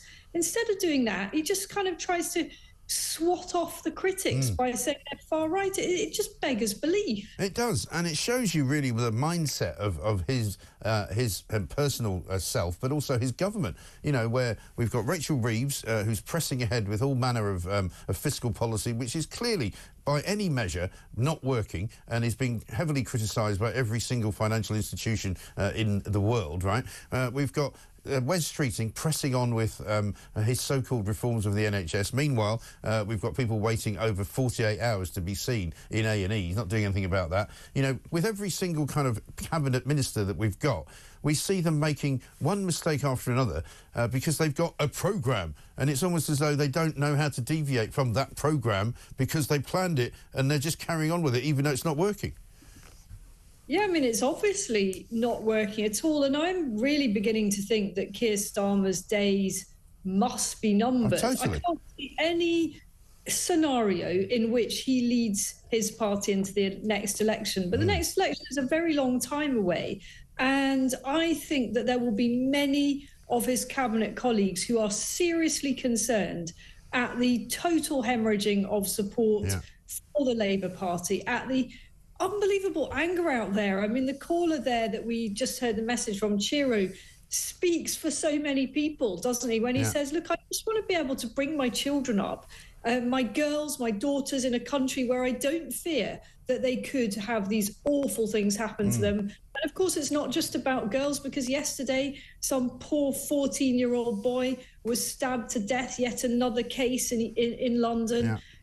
This is just not okay, to put it unbelievably mildly. Right. And our leaders don't seem to understand how frightened people are, how frightened parents are, and the fury of the elderly who, as Chiro said, have never seen their country so utterly diminished. Indeed. And you wrote a piece along those lines, didn't you, for The Telegraph just the other day? I read it over the weekend, and it's true to say that we feel as though it's kind of the end of days for a lot of people. I mean, I'm endlessly optimistic, and I call it the year of common sense, and I think Donald Trump will actually make a massive difference to the world when he gets in. We've already seen what Facebook is doing with Mark Zuckerberg. We've already seen Elon Musk's influence on various different things around this country and in Europe. So I'm hopeful that things will improve, but you're right to say that I don't think Britain has ever been in a worse place. You know, I don't want to be a negative person either. I mean, no one wants to be kind of angry all the time or disappointed or frustrated. I don't want to be that person.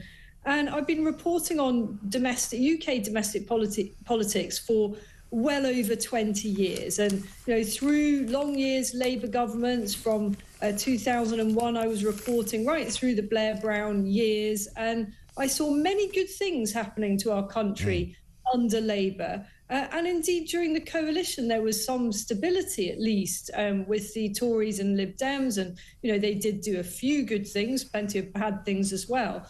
But I can honestly say that I have never been as shocked by any administration or as concerned by the state of our country. I really feel like Britain is dying. That's how I feel. Of course, I think the patient can be saved. You know, this is not terminal. If we get the right, strong and brave leadership, and, you know, if we can please elect politicians that actually have the courage to take on the vested interests and the whole cultural problem that we have created by pretending, as Keir Starmer continues to do, that it's far right or racist to question the wisdom of importing millions of people into our country who do not contribute to our country and do not actually have anything positive to add. No, and who don't actually want to feel proud of this country, even though this country is giving them an awfully good life and a better life than they would have ever had wherever it was they've come from. And that's the thing, I think, that galls people the most, because they don't even get the sense that these people are grateful for being given, you know, sort of shelter and a haven, and people who are coming here, particularly illegally, staying in hotels, you know, thumbing their nose at people as they walk past them, standing outside smoking, you know, leering at women, generally just behaving in a way which is not, shall we say, conducive to good citizenship. And I think people are just sick and tired of it. So I think that goes to the heart of it. You know, if you give people the privilege of living in the United Kingdom, one of the best countries in the world, you know, for all our problems, we're still one of the most powerful, influential and wealthiest countries in the world. You have to expect something in return. You know, you have to demand not least a basic level of respect from those people, but also that they make a positive contribution. What you don't do is just allow them to exist in their own kind of bubble. And how you enable that is providing, for example, translation services in every public service. You know, in town centres, notices translated into, you know, Bulgarian or Romanian or whatever the language may be. The NHS spending hundreds and hundreds of thousands of pounds, probably millions, on translation services. The court system doing the same. You know, you've got to have an expectation that if you are provided with visa and the right to remain in our country, then you learn English, because that is how we communicate, and you are not a net drain on the economy. You can't come over here and just claim benefits. There's a whole industry in doing that. People deliberately coming over to claim benefits, and by the way, they're sending a load of those benefits back to their home country. Well, you only have to look at that. I know it was an unusually complicated case, but that case last year of the shop in North London, which was operating as a kind of a cover for something like 400 or 500 different benefit claims, all centred around one fake address, all centred around, you know, one man and a gang of people who were claiming hundreds of, I think millions and millions, 50 or 60 million pounds they got out of the welfare system because they were making all these false benefit claims, all of which were paid out, none of which were ever recovered. And I'm afraid that, although that may sound like an exceptional extreme case, this is happening on an industrial scale. I'm sure it is. Across the UK. I'm investigating a right old racket at the moment in one town in England where there is quite clear evidence of money going back and forth, you know, from the UK taxpayer. This is disgraceful. And we saw over the Christmas holidays, didn't we, that there are now asylum seekers who are actually going back to their home countries for holidays. I mean, you can make stuff up, could you? You just wonder who on earth is running places like the Home Office, where they don't seem to be able to do anything, which is what they are charged with doing. You know, they can't seem to control the borders. They can't seem to manage to be sure where anybody is. They've lost more people than they've found. You know, it is absolutely extraordinary. And meanwhile, they're all getting paid bonuses all over the place because they're hitting their targets. I mean, we've got a story in the Telegraph today, inspired by Robert Jenrick. I don't know what you make of this, the Shadow Justice Secretary, who says that the Tories want now to ban migrants from countries with what he describes as medieval cultures. And of course, he's upset the Guardian lot by saying those words. But I mean, he's not wrong, is he?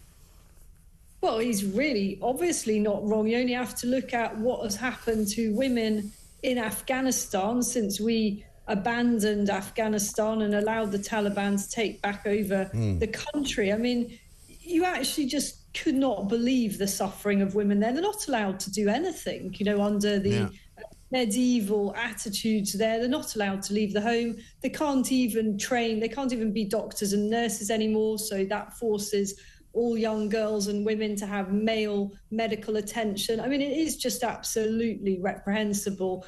And the Taliban are a very extreme, ultra-conservative example. But there are plenty of other parts of the world where similar attitudes persist. And I think Jenrick had a point. And actually, I think it was very wise of Kemi Badenoch to support him on that, because otherwise there's a real danger for the leader of the opposition, that she is going to be undermined by Jenrick, who is actually saying the things that resonate with so many potential Tory voters or existing Tory voters who are thinking, well, actually only Nigel Farage gets it. Jenrick is making some good running here, I think. Yeah, I think so. Because you only have to look at some of the things that are happening around the world. And if you saw that clip the other day of the German foreign minister, or finance minister, I think, who went to Syria to meet the new Syrian leader. And as she approached him in a sort of, one of those scenes where there's a few people walking around and, there's a gallery of people shaking hands.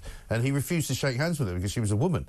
And you're kind of going, OK, then. And, of course, she's gone there to sort of break bread with the new regime in Syria, and he can't speak to her as an equal because he doesn't believe that she is. So what we can't, we can't dictate how other countries act. We can certainly try and help those in difficulties there, as we did for so many years in Afghanistan. But what we can do is say, actually, we're not having these attitudes in the UK. Right. And I think it's very interesting that a number of European countries, and most recently Switzerland, have banned the burqa. Yeah. That's something that, I think would cause an absolute... Can you imagine the outcry in the UK if somebody suggested we ban the burqa? I actually don't think it's that wild an idea. No. Got several other perfectly mainstream administrations in Europe doing just that. There's a reason to do that, and it's about integration, and it's about saying, actually, we don't... in the UK, fine, in the Middle East, that's your call. Those are your countries, do what you like. But in the UK, we actually don't think women... Right.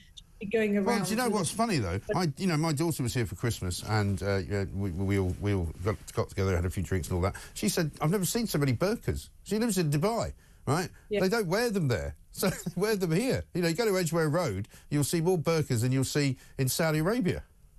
Yeah, and this is where we've got to. Somebody said to me yesterday, I wouldn't want to live in the United Arab Emirates. It's an Arab country. And I was like, well, being very familiar with the UAE myself, particularly with Dubai, often doesn't feel quite as Arab as the UK. Right. And what an irony is that? I know. It's not a bad thing to have an Arab culture, where it's respectful, and there are so many good things to say about that.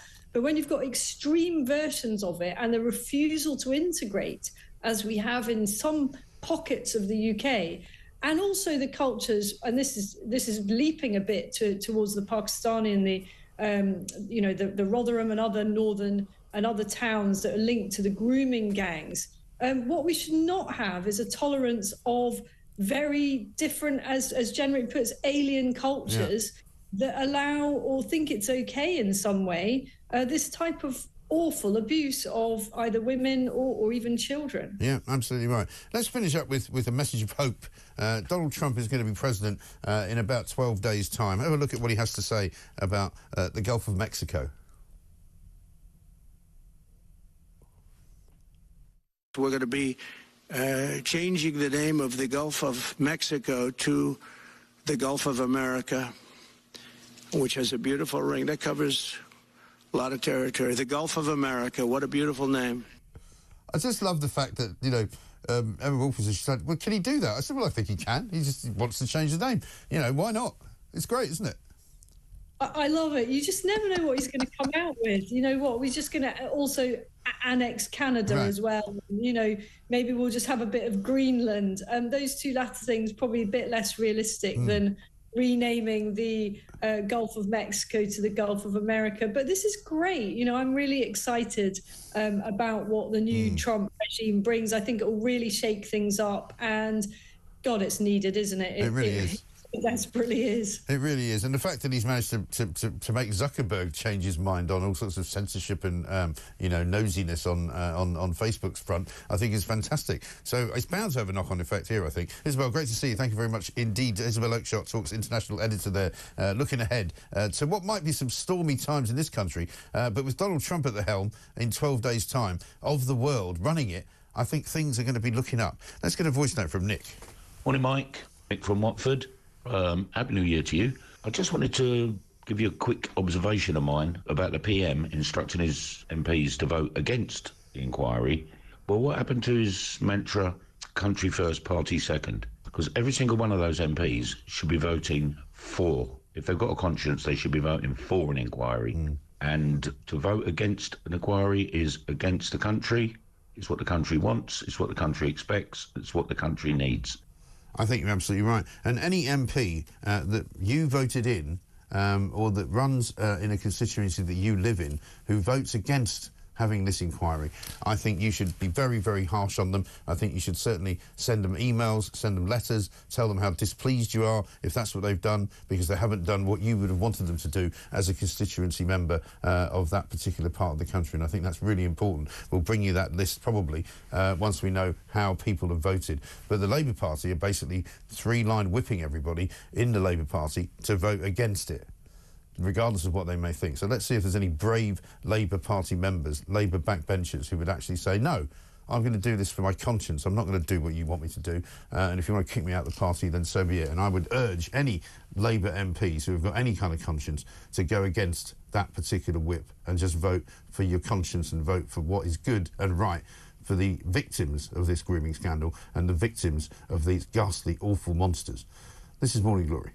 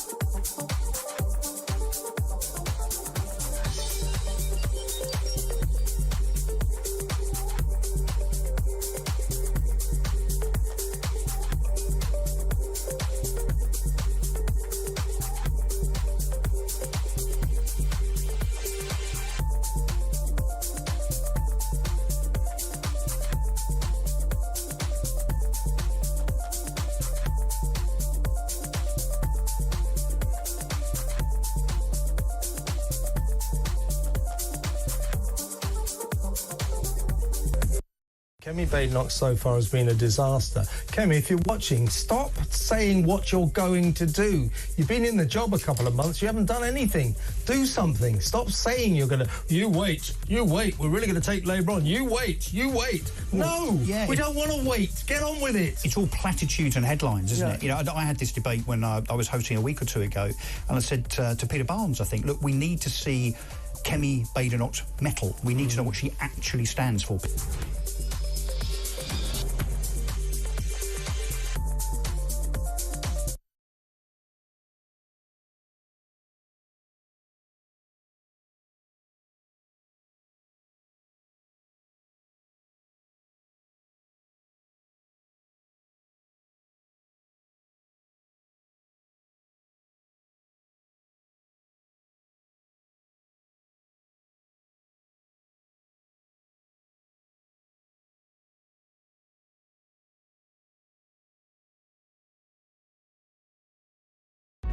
Across the UK, on DAB+, on YouTube, on the app, on your mobile, the home of common sense.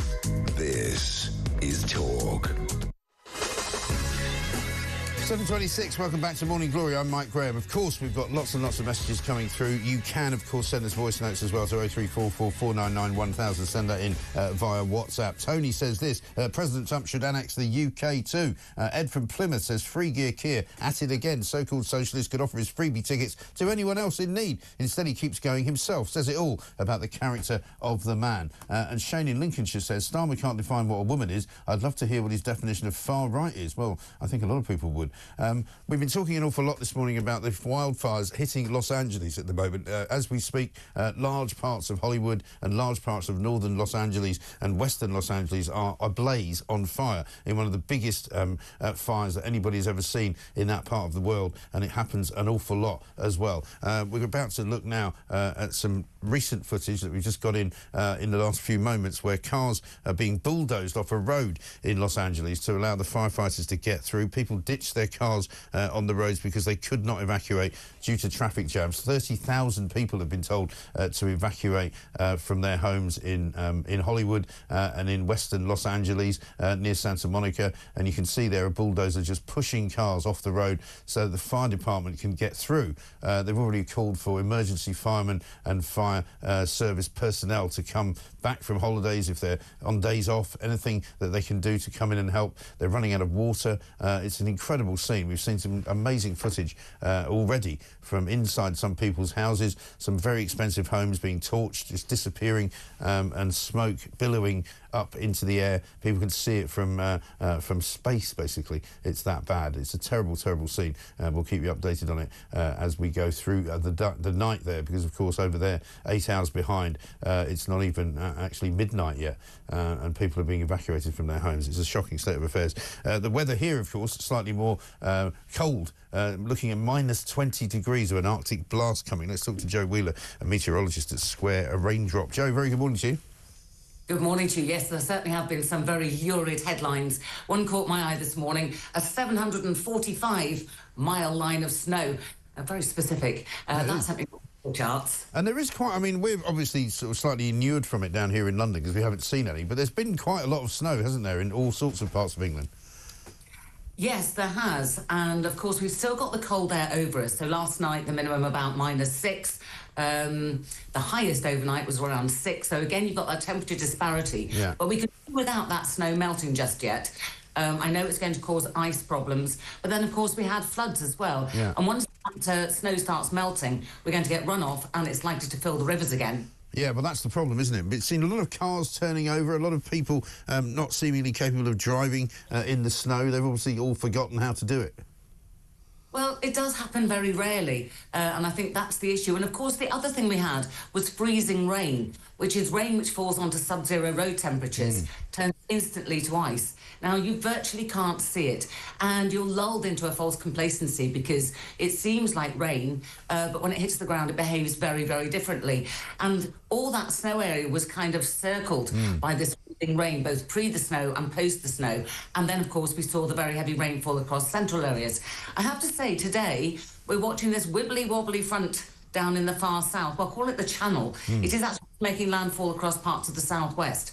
Now, this, as it moves along, and it's only likely to affect southernmost counties. Obviously, on the coast, you're unlikely to get snow anyway. Right. But it mixes with the cold air. There is a potential for southern counties to see some snow through the course of today. Now, I'm not saying the south is more important than anywhere else, but it is more populated anywhere else. Right. This coming through the course of the day could just affect the school pickup or indeed the rush hour tonight. OK, well, we'll keep an eye on all of that. Great to talk to you. Thank you very much indeed. Joe Wheeler, meteorologist at Square Raindrop. So if you're in the south and you're thinking, we haven't had any snow, you might well get some today. And it might get an awful lot colder before the end of the week as well. And as Joe said, once it all kind of starts to thaw out a little bit, there might be some more flooding as well. But, you know, wrap up warm is what it says on the front page of the Daily Express, and that is probably a decent piece of advice. Get the old scarf and gloves out, but don't do what the NHS did, which is to warn people not to go out at all. 0344 499 1000. Obviously, our thoughts at this time, though, are with pensioners and people who are suffering from the cold because they can't put their heating on because they're worried about how much it's going to cost them since the government took away their winter fuel allowance. which is probably one of the most callous things any government has ever done. Doug says this, Mike, the list is growing. They voted for the inheritance tax on farmers. They voted for taking away the heating benefit for pensioners. Now they are being instructed and threatened not to vote for the inquiry. They are rotten to the core. The truth needs to be told. Absolutely right. And we're going to be speaking very shortly to a barrister who's going to be telling us about what she knows about the grooming scandal. Rebecca Butler's going to be joining us. She's been a barrister for many, many years, and she's represented some of the victims in these cases, but she's also got lots of views on whether there should be a new inquiry and what we should do about what is going on still in this country of ours. This is Talk.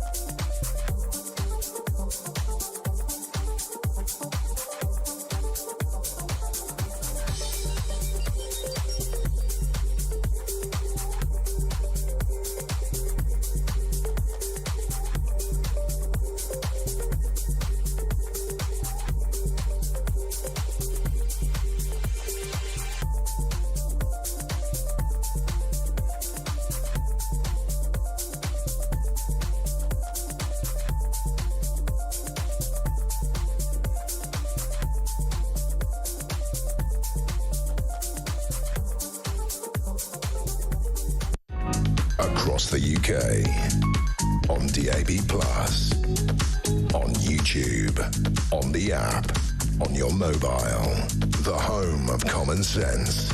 This is Talk.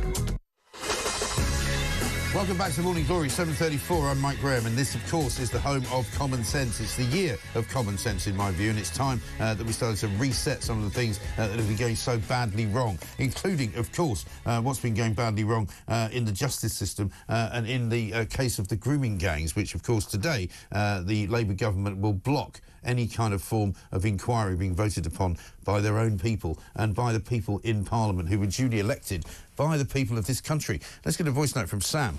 Morning, Mike. Fantastic show. I've got a bit of advice for any Labour MPs who have a conscience but are afraid of, losing the whip, getting kicked out of the Labour Party, whatever. Maybe they should do it and then maybe switch to either Reform or even the Liberal Party. Then they can keep their seat if that's what they're worried about. If they're worried about their wage, and just leave Labour behind. It'll send a message. To be honest, they've got more chance of keeping their seat if they change parties anyway, because there's a pretty good chance if you're a Labour MP, you're going to lose your seat at the next election, if not before. But let's talk now to Rebecca Butler, who's a barrister who's represented grooming gang victims over time and who has quite a lot of interesting things to say about the state of play right now. Rebecca, very good morning to you.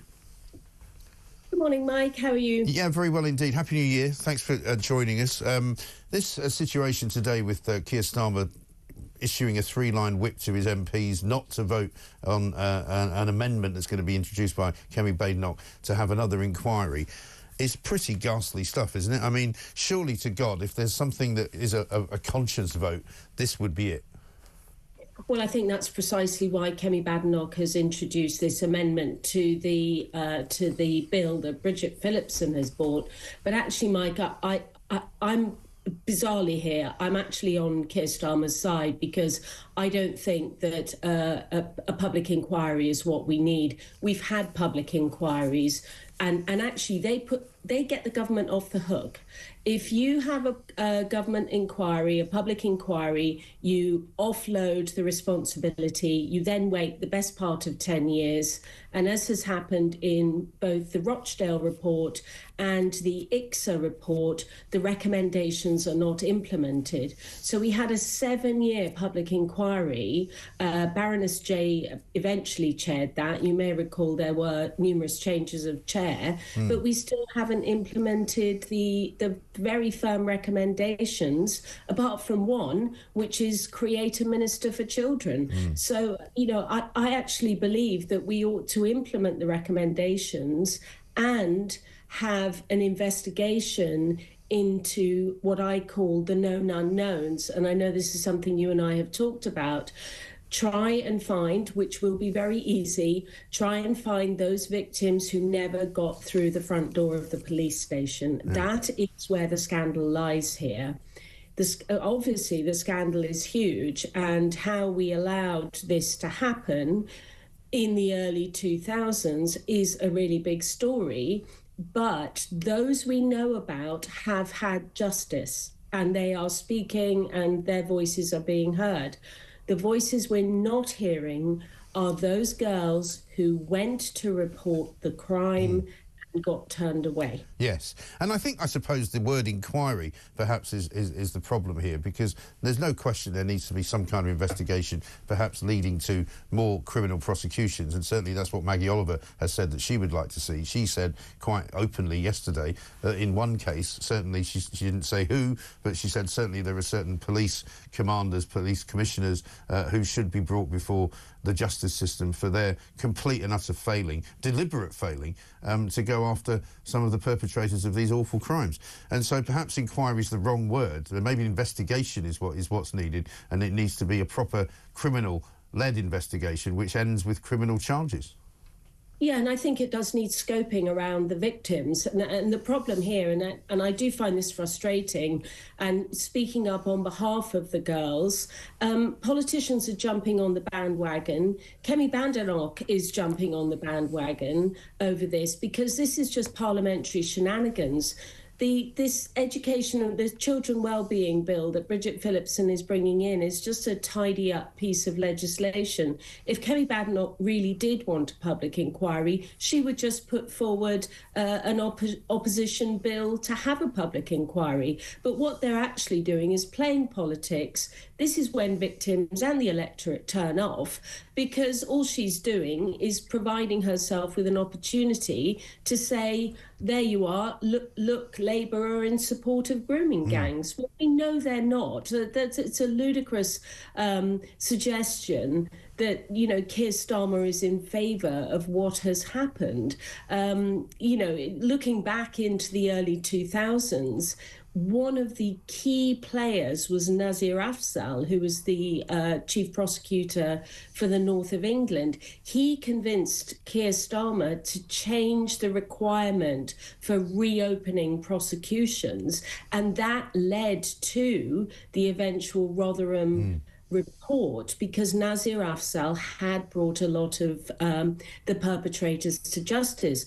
Another prominent Pakistani Muslim, Sajid Javid, he also did a huge amount for these victims, but he asked for ICSA, the independent inquiry into child sexual assault, to be rescoped to include, the ethnicity of the perpetrators, and ICSA refused to do that. So when you look at ICSA, you'll see that ICSA did not cover the areas where the majority of the Pakistani, South, very rarely from India as well, but mostly from Pakistan, what Nazir Afzal called the street grooming. And that is the most correct characterization of what happened in those towns. So Labour Keir Starmer has done things about it.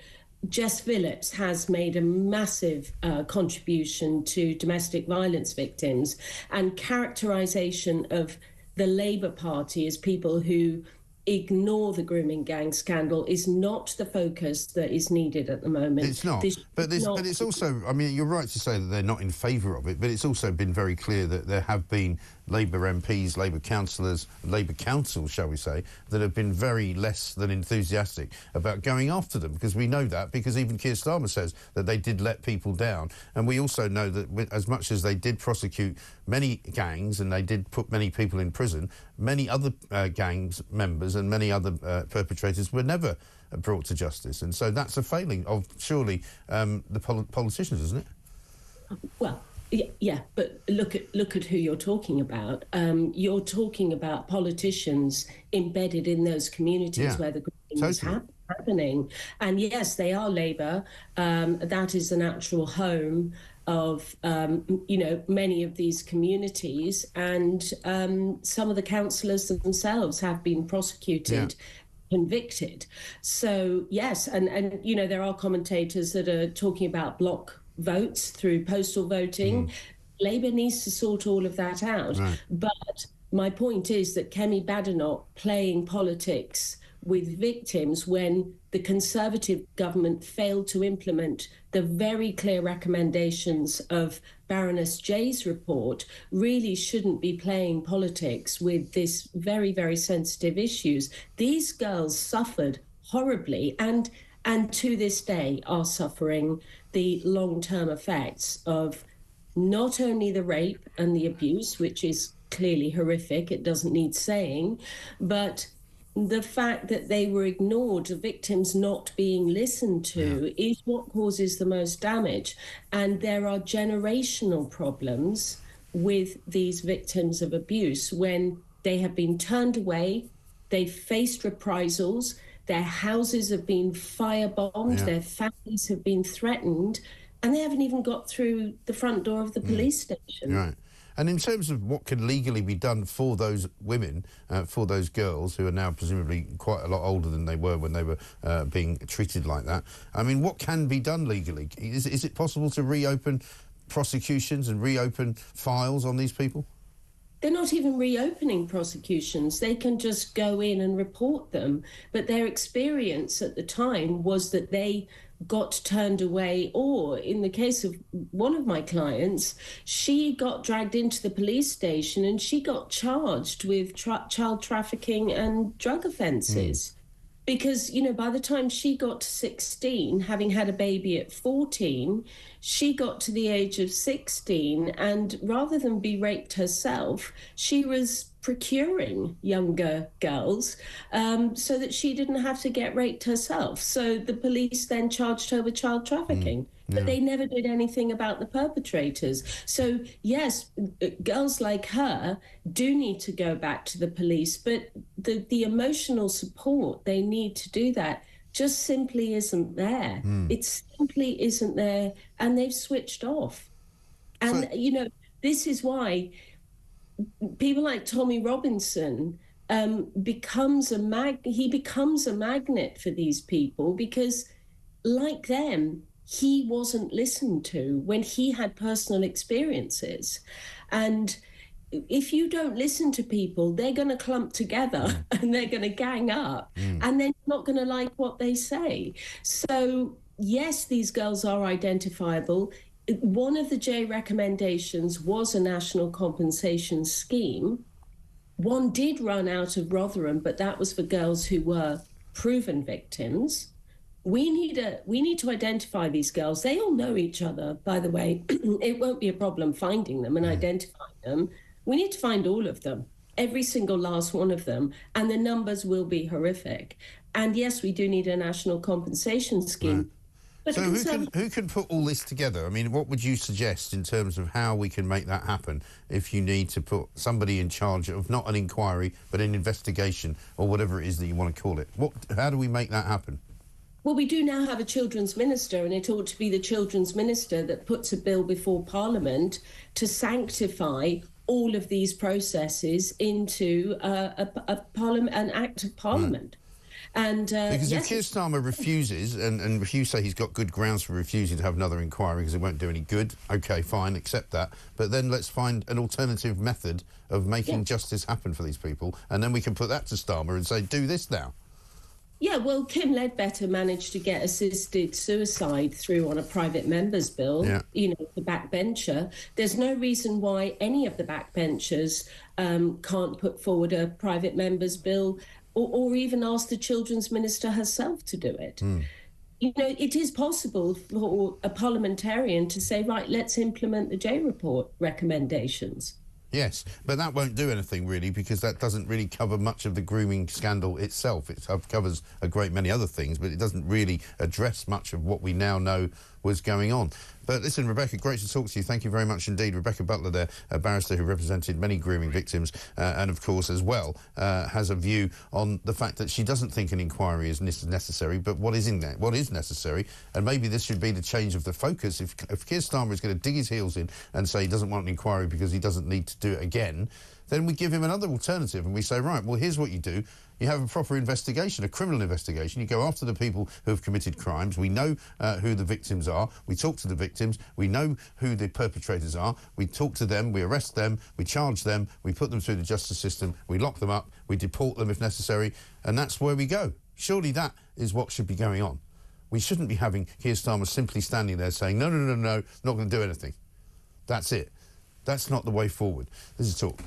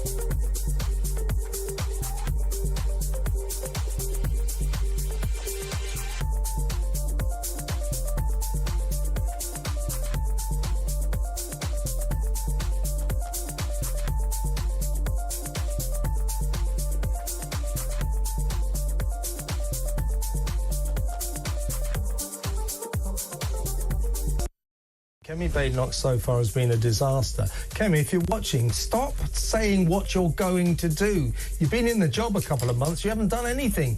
Do something. Stop saying you're going to... You wait. We're really going to take Labour on. You wait. No, we don't want to wait. Get on with it. It's all platitudes and headlines, isn't it? You know, I had this debate when I was hosting a week or two ago, and I said to Peter Barnes, I think, look, we need to see Kemi Badenoch's mettle. We need to know what she actually stands for.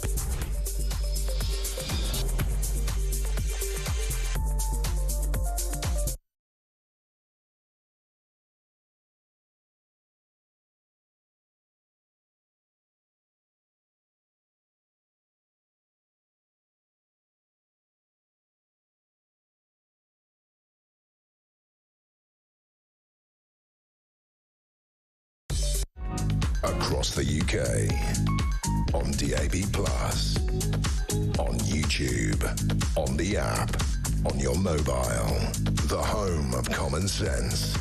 This is Talk. welcome back to Morning Glory, 7:51. I'm Mike Graham with you all the way through until 10 o'clock, of course. 4 glorious hours of Morning Glory every single weekday morning from 6 a.m. We've been here for nearly 2 hours already, and we've got some very, very good calls coming in. We've got some fantastic messages coming in as well. We'll bring you all of the updates that we can over in California as well as we go through the show. We're going to speak now, though, about free speech. Jasper Hamill is here, tech journalist, because guess what? Mark Zuckerberg has finally seen the light. Mark Zuckerberg finally announced yesterday that they were going to do away with censorship on Facebook and on Meta, and that basically they were going to be much more lenient on people who posted things which might previously have been taken down by Facebook, because we might remember, particularly during COVID, they were really gargantuan and overwhelmingly draconian to people who put out. I mean, I remember I used to put out clips of myself talking to Peter Hitchens, and they would put, you know, sort of community notes on it saying, you know, some of the content in this interview may not be correct or may not be accurate. And I was like, how dare you? You know, we're talking about things that we know about, and we shouldn't be having to be treated like that. But let's have a look at what Mark Zuckerberg has said about free speech. We're going to get back to our roots and focus on reducing mistakes, simplifying our policies, and restoring free expression on our platforms. More specifically, we're going to get rid of fact checkers and replace them with community notes similar to X, starting in the US.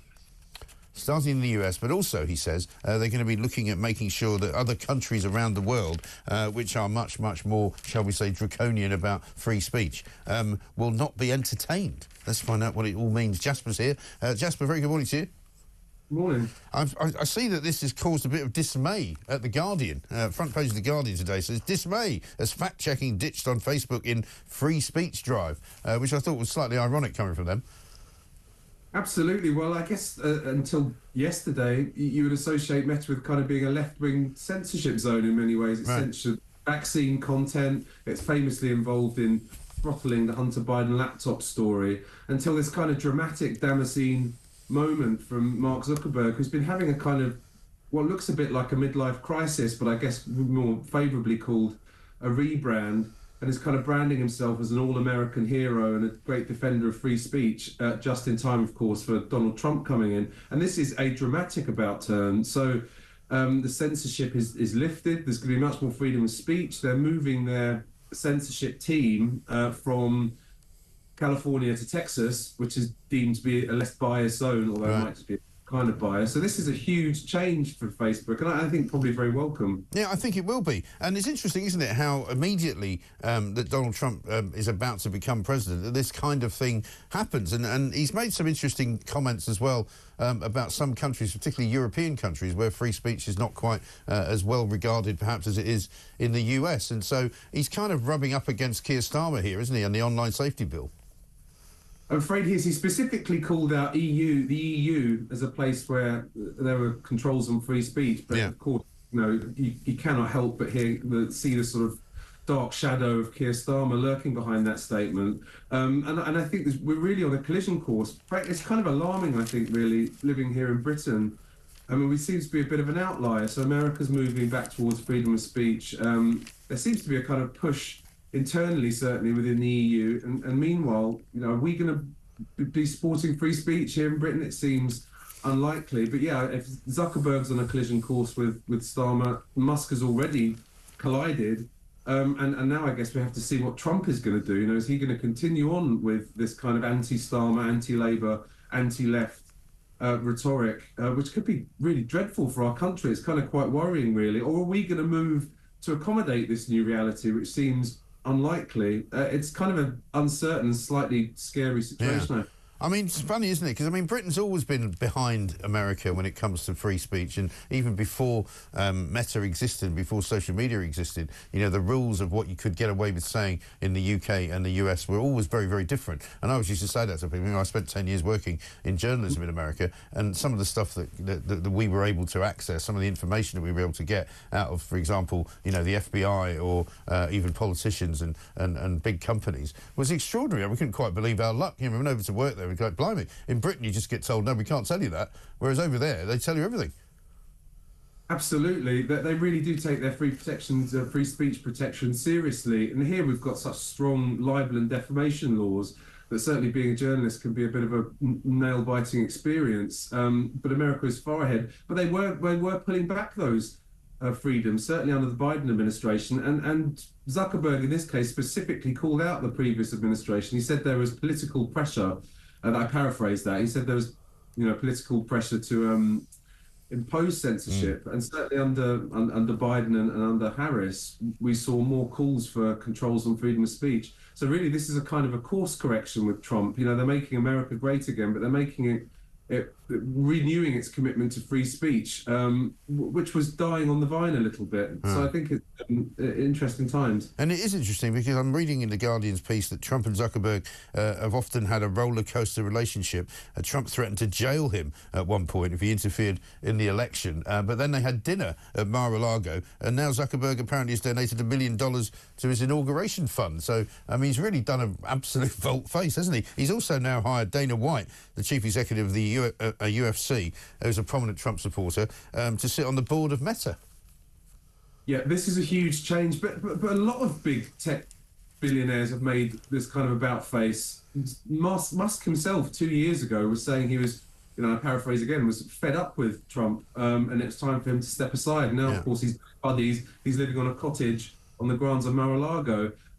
Jeff Bezos was in town in Mar-a-Lago to visit him recently. We're seeing huge changes, and I wonder how much of it is opportunism and how much of it is a genuine commitment to kind of American values. It's easy to be cynical, but how much more money does Zuckerberg, Musk and Bezos really need? Right. I find maybe there is a kind of libertarian streak in Silicon Valley. We forget this. There should be, really. That's why I was always surprised that they were willing to kind of bend to the will of the White House, because we know from the whole Biden escapade, as you say, that it was Joe Biden's administration who kind of leaned on them and said, would you mind suppressing this for us? That would be very helpful. And they went ahead and did it, which you would have thought would never happen to these so-called kind of, free speech absolutists. No, it was a very worrying time, actually, because I guess the human mind, we tend to err towards steady states. We think that what's happening now is going to happen forever. And it was easy to see that kind of clampdown on freedom of speech was going to be permanent. It was far from clear that Trump was going to get in. And it was very surprising to see the billionaires and even the ordinary people of Silicon Valley about this censorship. And so many of their internal staff, of course, were taking part in the censorship. You look at Twitter, for instance, before Musk got in, they had vast numbers of kind of purple-haired folks sitting there just judging what was acceptable, what was not, booting people off, limiting their freedom of speech. Exactly right. Yeah, so it's amazing. It's absolutely amazing. Jasper, good to talk to you. Thanks. We've got to run. Jasper Hamill, their tech journalist. Let's see whether Donald Trump thinks he's responsible for all of this. I think they've come a long way. Meta. Facebook. I think they've come a long way. I watched it. The man was very impressive. I watched it on Fox. I'm not allowed to say that. Say it? Do you think he's directly responding to the threats that you have made to him in the past? Probably. Yeah, probably. Meta. That's it. Meta. I can't wait for Donald Trump to be president. I don't know about you. This is Morning Glory. We'll cover it up after this.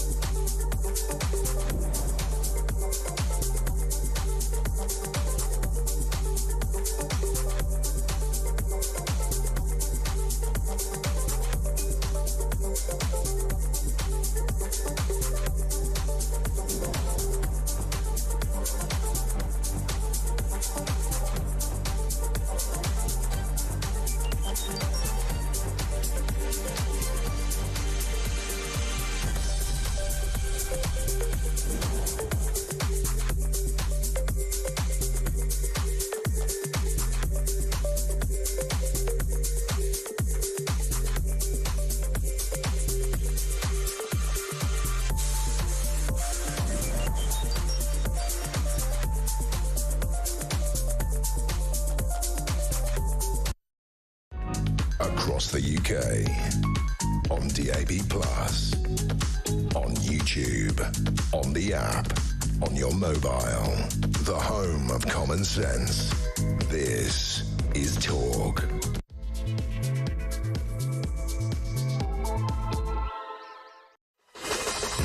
Welcome back to Morning Glory. 2 minutes past 8. I'm Mike Graham with you all the way through until 10 o'clock, of course. Julie Hartley-Brewer will be along then. We've got lots and lots of messages coming in about Keir Starmer. Not many of them complimentary, of course. This is a man who has got the worst approval rating of any Prime Minister that has ever walked the earth. Minus 54%, I think it is now, or minus 45%, is it? I can't remember, one of those two numbers anyway. But it's definitely minus, and it's definitely more than minus 40, which is absolutely incredible, considering that he got elected in July, just over 6 months ago, with what can only be described as a massive majority. But a recent poll just done before Christmas showed that if there was an election held now, he would actually lose 200 of the seats that Labour gained at the last election. It is absolutely and utterly extraordinary. He's in the eye of the storm again today, Keir Starmer, because he is ordering his whips to issue instructions to all Labour MPs to vote down a suggested new inquiry into the rape gang culture, into the ghastly grooming gangs of various towns and cities of this country, where hundreds of thousands of girls, young girls, children were violated, raped, sodomised, treated terribly, tortured, sometimes even killed by Pakistani grooming gangs. And if there is not surely time now for another inquiry, or at least a police investigation into what went terribly wrong and why so many people got away with it, then this must be the time. And the idea that Labour Party members are going to be told, as MPs, that they have to vote with the government, that they can't vote with their conscience, that they cannot signal to their constituency voters that they actually feel sorry for these victims, that they want something done about it, that they cannot vote in favour of another inquiry, seems to me to be entirely ridiculous and completely and utterly over the top and too hard line to believe. But Keir Starmer can't get anything right. We've found out today he's been in receipt of more free football tickets as well. Not last year, not the year before, but last month, for heaven's sake. 0344 499 1000. We'll also be talking as well about the latest news from the United States of America, where there's a massive wildfire wreaking its way through Los Angeles, California. Donald Trump has been speaking as well about a whole manner of things. And we've got Mark Zuckerberg telling us that he's now going to be lifting all the censorship on Facebook and he's going to put himself at odds with, guess who? Keir Starmer, our Prime Minister. Let's get a voice note from Ben. Hi, Mike. Ben from Bristol here. You say to email my MP if I don't like the way he votes today. Well, that's a bit difficult when I've emailed my MP 5 times since he was elected, and I'm yet to have a single response. All I ever get back is an out of office, or we're really busy right now because we've just taken office. That is absolutely outrageous, isn't it? Well, maybe there's another way of contacting his constituency office. Perhaps you could try that, or maybe finding somebody who works for him and send the email via them. And we'll see if you can tell us who that MP is. We'll see if we can get you another email address, because it's absolutely outrageous that MPs don't answer when constituents ask them questions, because they should, because we pay their salaries and their expenses and everything else that they claim, by the way, as well, probably their heating allowance. 0344 499 1000. This is Morning Glory. Let's get it on.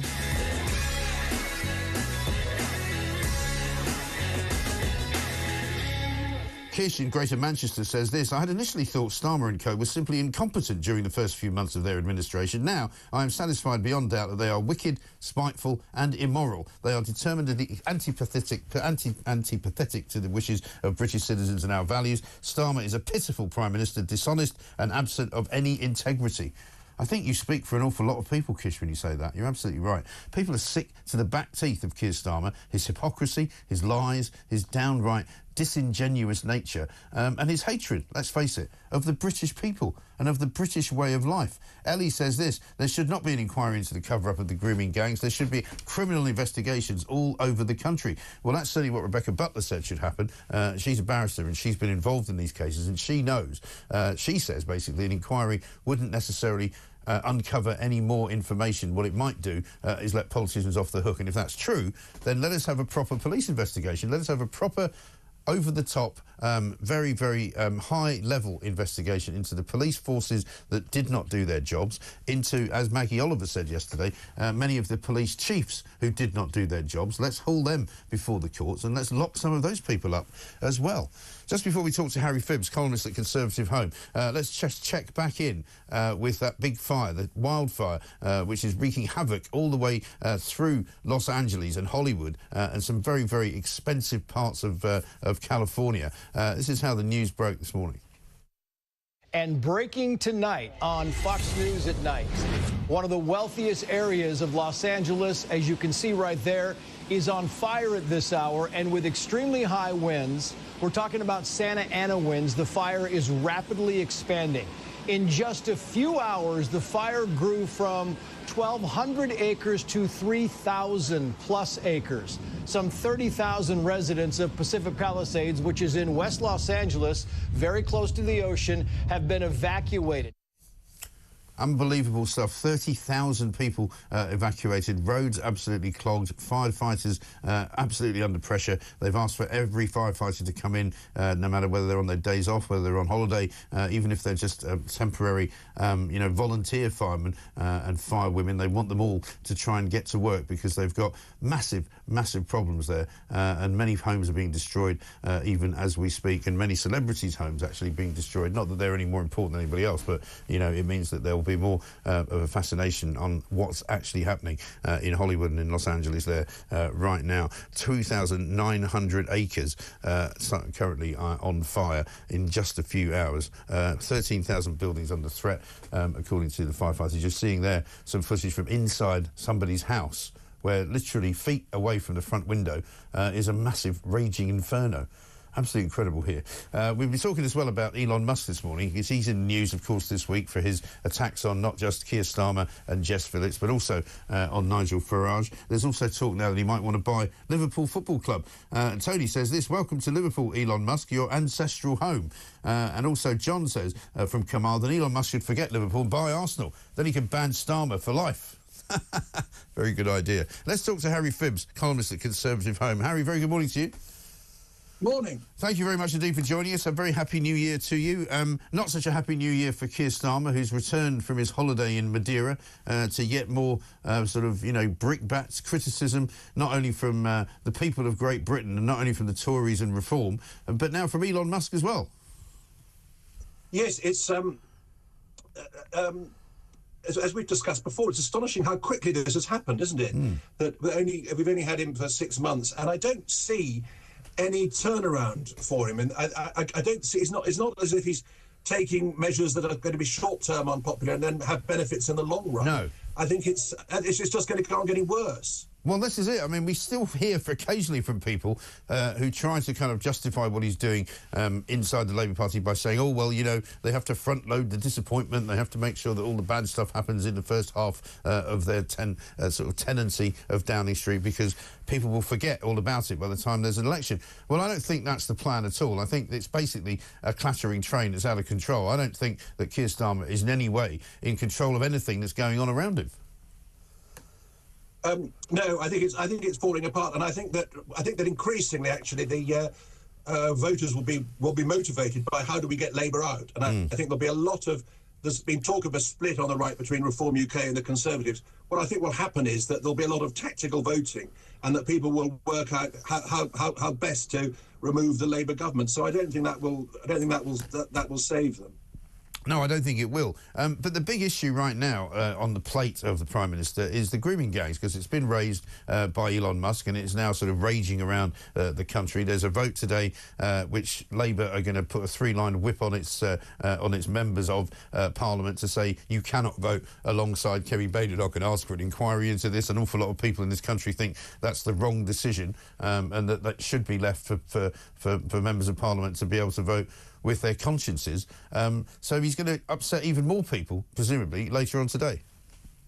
Yes, there was an email from Kemi Badenoch yesterday. People said, what's the point of the inquiry? Why do we need another? Why would this statutory inquiry be different? And she said it's to identify those public servants who facilitated or ignored this abuse so they can be removed from their roles. I think that's the key point of why we need a proper inquiry with statutory powers where people can be hauled before it, and they have to appear, and they're under oath, because these people who have turned a blind eye, it's not holding them to account isn't just about justice for the victims, although that's important. Yeah. But we've still got these people, the social workers and the counsellors and the police officers and people at the Crown Prosecution Service and the politicians.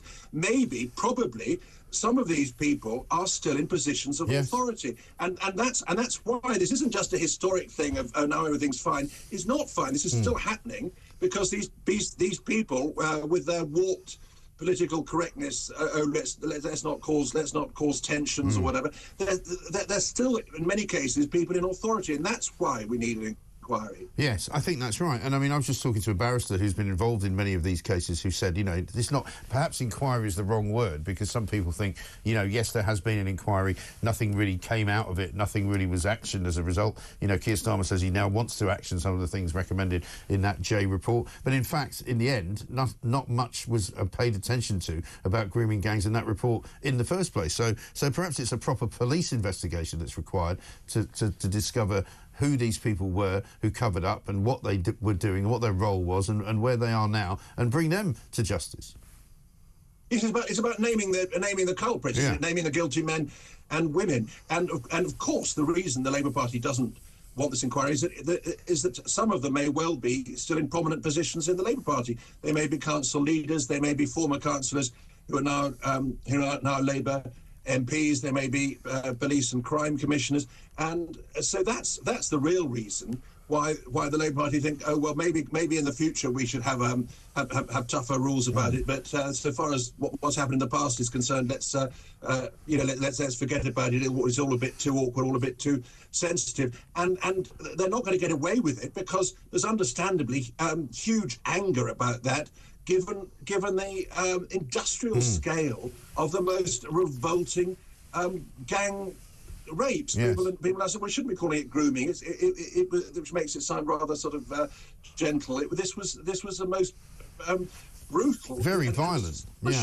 Astonishing that it happened on such a scale. Now they're saying 50 towns and cities. So the idea of one local inquiry where a local council marks its own homework, or some broader thing about child abuse where it covers a whole lot of other issues apart from these rape gangs. That doesn't answer the point. What we need are people who allowed this to happen, who allowed these crimes to continue. We need them held to account. We need them prosecuted, or at the very least removed from positions of authority. And that's what the Labour MPs will be voting against today. Yes. I mean, that is completely unacceptable. Absolutely right. And so many Labour MPs, and I include some senior people like Angela Rayner, whose constituency borders many of the places where this stuff happened, have said nothing about it. They've been very, very quiet. Jess Phillips obviously has been in the firing line as well. She's refusing to have an inquiry. She's refusing to be suckered into that.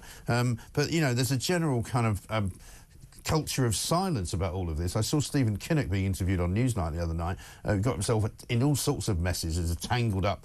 He couldn't answer the question as to who the far-right people were that were jumping on bandwagons, according to Keir Starmer, who basically accused everybody who wants an inquiry of being far-right, which was insane. Well, that shows that the mentality hasn't gone away. That was always all along the mentality. This is a bit awkward. If we arrest these people, then it'll become apparent that they're disproportionately Pakistani men, and that will then encourage the far right and encourage community tensions.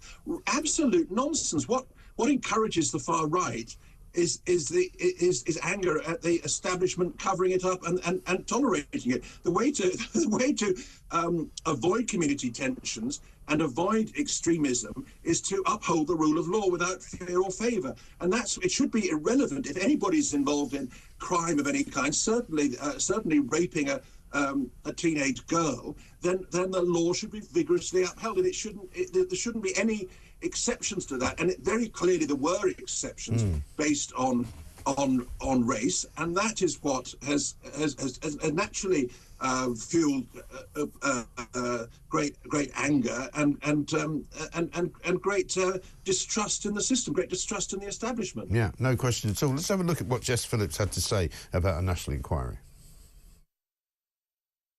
When I was asked to make that decision, my instinct was to try and get for Oldham what I'd seen in Telford.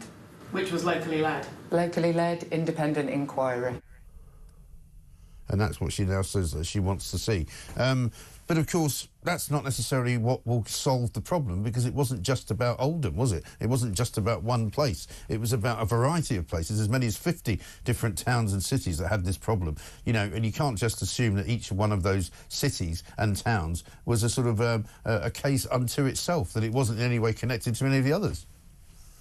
Well, she's saying everything's fine and dandy in Telford. Well, I mean, let's see if people in Telford have that confidence. I rather doubt it. I mean, she also said that, as far as Oldham is concerned, quite remarkably, she turned down the request from people in Oldham for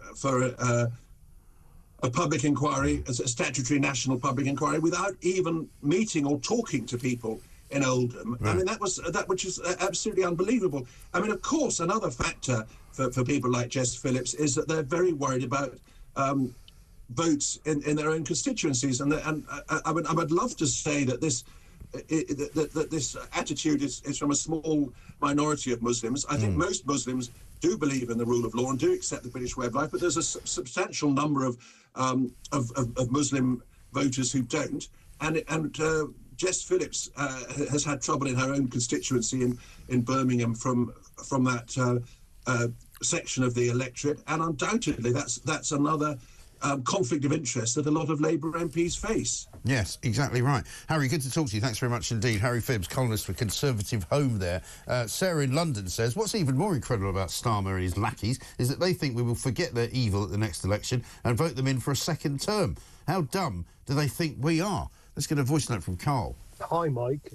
It's Carl from Telford. I must congratulate Keir Starmer for being an absolute genius, for being the only Prime Minister in the history of Britain to have the most lowest rating for a Prime Minister. What an absolute genius. Well done, Sir Keir to-tier Stalin Starmer. Wow.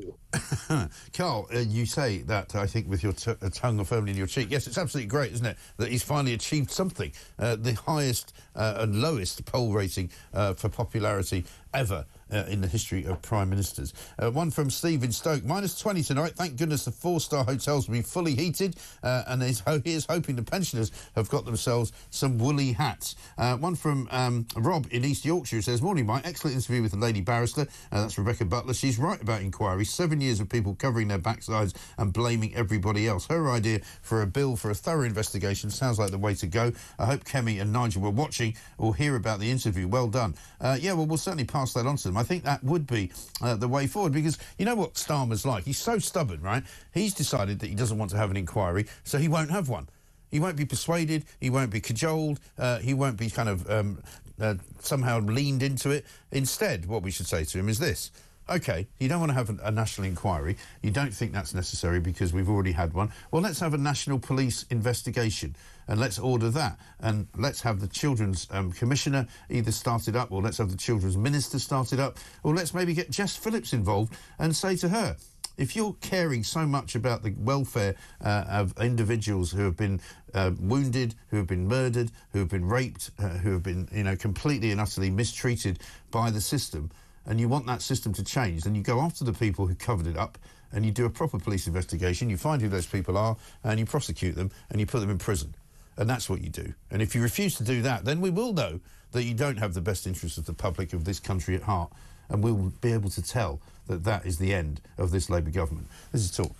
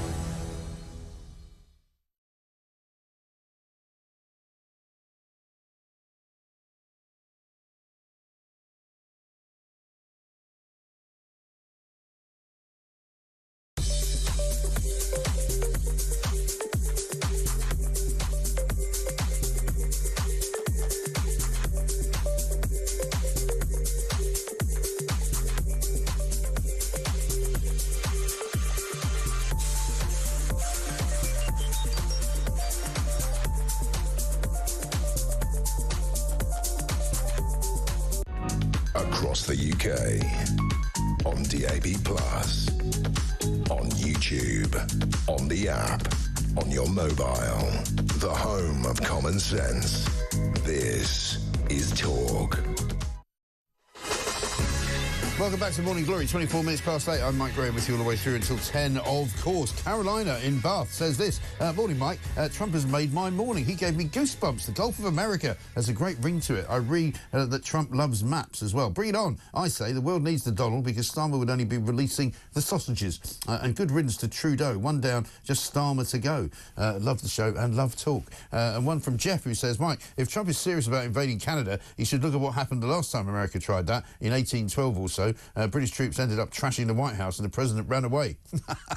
Well, I don't think that's going to happen this time around. I've got this actually as well from Michael Fabricant, who tweeted this out last night about Jess Phillips. He says, on a TV programme a few years back with Jess Phillips, she claimed she was concerned about legislation and Prime Minister Theresa May had refused to see her. After the programme, I told the Prime Minister about this. 2 days later, the Prime Minister contacted me and said that Jess Phillips had neither contacted her at number 10 nor her private constituency office.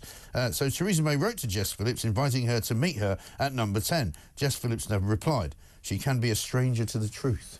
Well, that's an interesting bit of inside information. We're going to talk to Paul Scully, former Minister for London, in a moment. Let's just get a quick voice note from Brian. Morning, Mike, from the South End. On Starmer, the grooming gangs, I don't think I was too impressed with that barrister. You know, I certainly wouldn't be over happy to have her representing me if I was a victim. But she obviously knows her stuff, so who am I to argue?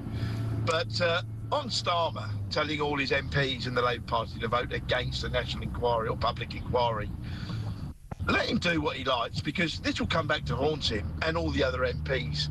Because if, as you say, there's another criminal investigation, then that'll be even better. And hopefully, many more victims who were denied justice by the police and all that will come forward. Then they can look into who was chief constable in that area and find out. And hopefully, if it gets really serious, there'll be some whistleblowers that people will try and to save their own skin will come forward, like the police officer or the constables who went to arrest these girls. We'll find out who told them not to charge them. I think that's absolutely right. Brian, there was a lot in that, and I think much of it was absolutely spot on. I think there's no question that this reverberates badly for Keir Starmer, no matter what happens, because by refusing to hold an inquiry, whether that is the right thing to do or not, in terms of whether it gets you anywhere better than where you are now, it's just the idea that he's being so draconian with his own troops by basically forcing them to vote against whatever the Tories are proposing, just because it's become a party political thing. And that's right.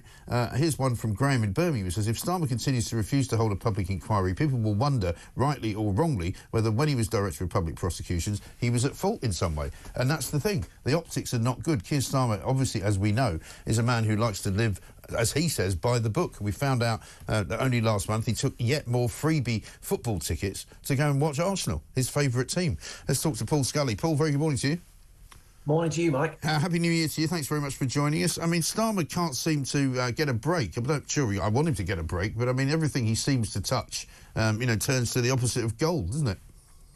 No, absolutely. He doesn't seem to have moved yet from opposition into government, that mindset. Yeah.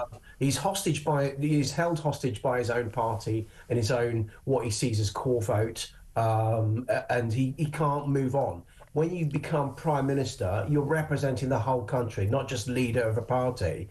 And he would do well by actually listening to voters, listening to people, not just to court votes for the next election, wherever it is, but actually to do the right thing. There's wisdom in the crowds. Yeah, absolutely right. Because even if he doesn't think an inquiry is the right way forward, he should surely offer some kind of alternative. Like we were just talking to a barrister, Rebecca Butler, who said, you know, he might be right that an inquiry isn't what's required, but certainly an investigation is required, whether it's a police investigation or a criminal investigation or whatever. There's no question that there is more to be done in terms of bringing people to justice who were involved in covering all this up.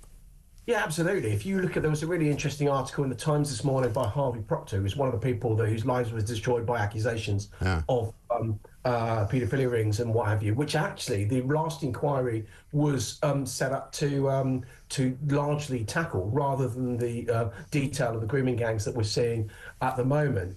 And what this then feeds into is that hear no evil, say no evil, see no evil kind of just approach, just ignoring everybody, and a sense of cover-up and the conspiracy theories that start to proliferate on social media. Listen to people actually do something about it and be seen to be doing something about it. Yeah, absolutely right. Another terrible day for the people of London yesterday. Paul, you were the former Minister for London. A 14-year-old boy killed, stabbed to death on a bus in Woolwich in south-east London at around about 2:30 yesterday afternoon. I mean, if this doesn't become some kind of reason for the knife crime issue to be brought more to the fore, I don't know what is. I mean, there's supposed to be some kind of amnesty, wasn't there, last year? People were supposed to be bringing knives into police stations and getting paid bucket loads of money for handing them in. But yet the problem persists. No, absolutely. You know, you've just seen the Mayor of London, Sadiq Khan, knighted over the new year for his... I'm not sure why, but the... No, nobody is.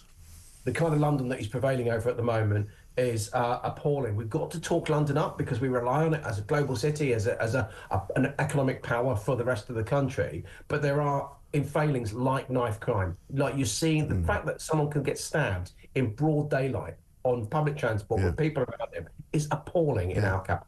It really is. I mean, we were only yesterday looking at a video from Westfield of a gang of young men basically fighting inside the shopping centre with each other, kicking each other, punching each other, and at one point 2 of them pulling out machetes and having effectively a sort of sword fight in the middle of the afternoon. You can see the light streaming in through the windows. The security guards, nobody can blame them, weren't able to do anything. They were just sort of, able to try and steward them out of the space. It's obviously a shared space where shoppers go with their families, with their kids. I mean, just terrible scenes which you now see every day. We saw this at New Year. I was going to go up to London. I changed my plans, not for fear of safety, but actually I would have been around the area where there was the attacks in Bond Street over the New Year. This is becoming far too... there are no easy answers. Knife crime and these kind of things, you have to have the sharp end of, sorry, the pun not intended, of tough sentences, of stop and search and these kind of things. But you do have to have the education bit. But actually what we're not seeing is just anything. Actually, we're just seeing very little discussion about this. No, and there's talk of more police on the streets, but Sadiq Khan somehow always seems to wash his hands of it. He's meant to be in charge of the Metropolitan Police in the final analysis, but what's he doing about it? Yeah, the problem is when people want to actually brush things like knife crime under the carpet because it's seen as otherwise as like New York of the 80s and the 70s, and you're talking down a global city and these kind of things. But you could still do stuff about it. He had his knife crime summit, I think it was last year or the year before. I'm not sure what else has happened since then. We need action now. Yeah, absolutely right. One final story for you. One of the things that we highlighted just the other week, actually, on Plank of the Week, is the things that you can't advertise on London Underground. For example, you can't advertise butter, you can't advertise cake, you can't advertise olive oil, you can't advertise, all manner of what you might think are pretty harmless, goods and services that people want. But it was allowed by Sadiq Khan for an Islamic investment platform to advertise posters for Fayed Invest, which showed pictures of a Muslim preacher and a former professional mixed martial artist, basically surrounded by flaming banknotes, which were dollar bills, which they were burning, which in America, I believe, is an actual federal offence. But now it turns out the Advertising Standards Authority say that basically the ads do not comply with their policy and their regulator code, and so they're going to have to be taken down. So the TfL, Transport for London, which obviously runs all of that, they said, oh, that's fine.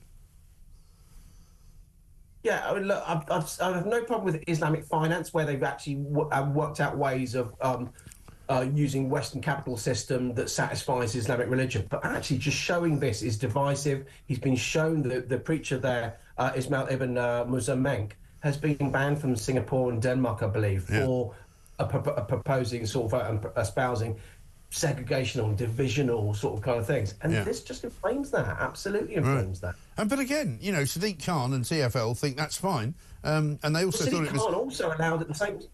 They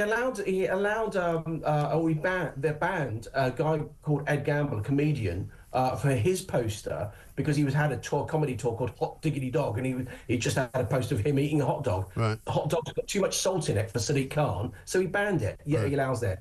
I know, incredible. He also allowed an advert for assisted dying, which was up in Westminster when I was down there, just before Christmas as well, when around the time the vote was on, which was quite distasteful, actually. A lot of people didn't like that. But, yeah, as I say, you can't advertise cheese. Very bizarre. Paul, thanks very much indeed. Ridiculous. Yeah, it really is. Paul, thanks very much indeed. Paul Scully there, former Minister for London. Lots and lots more of you have got things to say. We'll get to some of your calls in a bit as well. 0344 499 1000. One from Keith in Hertfordshire. He says, Mike, how come we're not characterising these rape gangs with the proper names? They are paedophile rape gangs. At no time has this been used to describe them. It is a disgrace. Call them out. Well, we do call them rape gangs. We do call them paedophiles. We do call them grooming gangs as well. And in fact, one of the reasons I've explained this before, one of the reasons that we do call them grooming gangs is that some of the people who are victims of these gangs, including Samantha Smith, who we interviewed just the other day, actually prefer to use the term grooming gangs because a rape gang doesn't just describe what they do, it describes part of what they do, but they don't only just operate as rape gangs, they operate as grooming gangs because what they do is they groom the young girls and the children into all sorts of things that they do in addition. Like we just heard from Rebecca there, there are some girls who end up actually procuring other girls in order to stop themselves from being abused by these ghastly, awful, horrible men. All of them, generally speaking, from Pakistan. And we do call them rape gangs, we do call them paedophile rape gangs, and I think we can call them that, and we can also call them grooming gangs, Keith. But you're right to point out that some people don't like to do it. Lots of them call them, lots of politicians call them Asian grooming gangs as well, instead of Pakistani grooming gangs. How about this from Pat? He says, Mike, it's about time Labour MPs had the balls to finally stand up for the British people. We would have more respect for them. And Julian Bromley makes an interesting point. I'm not sure if I've missed it, but I haven't heard Starmer say he's going to smash the gangs, the grooming gangs, that is. Yeah, no, he's only going to smash the boat people gangs, the small boat gangs, the human trafficking gangs. He's OK with the grooming gangs, doesn't want to smash them, does he? This is Talk.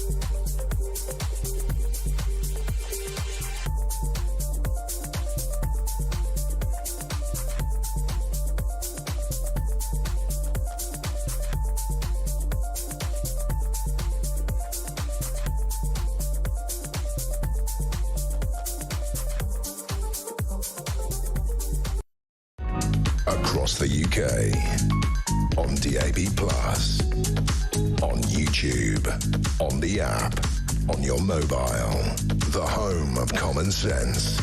This is Talk. Welcome back to Morning Glory. It's 8:38. I'm here, of course, until 10 o'clock. The time is flying by. We've been here since 6 a.m. this morning. We're bringing the latest from California on that wildfire, which is now on fire in 3,000 acres of Hollywood and of various areas around Santa Monica as well, and the Pacific Palisades. If you know that part of the world, you'll know there are some amazingly beautiful houses there and quite a lot of celebrities that live there as well. About 30,000 people have been told to evacuate, and that's what's going on. Let's get Richard on the grooming gangs. Hi, Mike. Richard from Telford.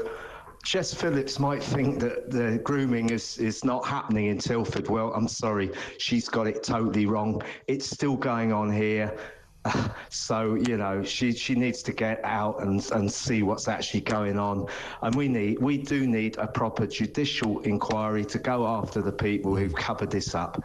Thanks, Mike. Great show. Keep up the good work. Richard, you're absolutely right. And I think it's entirely relevant to have a conversation about that today in Parliament. Now, whether they have the kinds of conversations that we have here on Talk, I doubt, because they're not as intelligent as we are, and they have their agendas that they need to, preferably protect themselves from. But at the end of the day, if Keir Starmer is going to dig his heels in and say there's no time for another inquiry, we've already done inquiries, we don't need to do any more inquiries, well, people in this country know that that's nonsense, because you need some kind of investigation in order to fish out and find the people who are responsible for covering up all of this. And as you just heard from Richard, it's still going on in Telford. So get out and about, get some police officers around the country to actually do some proper investigation. Never mind, pouring through Twitter and Facebook to try and find some people that have said some things that they shouldn't have said, so you can go around to their house and arrest them and caution them and take their phones off them. Go and do some proper police work, go and track down the people, the perpetrators, and the people who helped them to get these horrible gangs through the legal process, and to make sure that they could behave with impunity without being charged. Absolutely and utterly ridiculous. Incredible. This from Steve in Middlesbrough. Morning, Mike. Will the public be able to see who or how these MPs vote today, just so we know who is supporting the Muslim paedophile rape gangs? Love the show.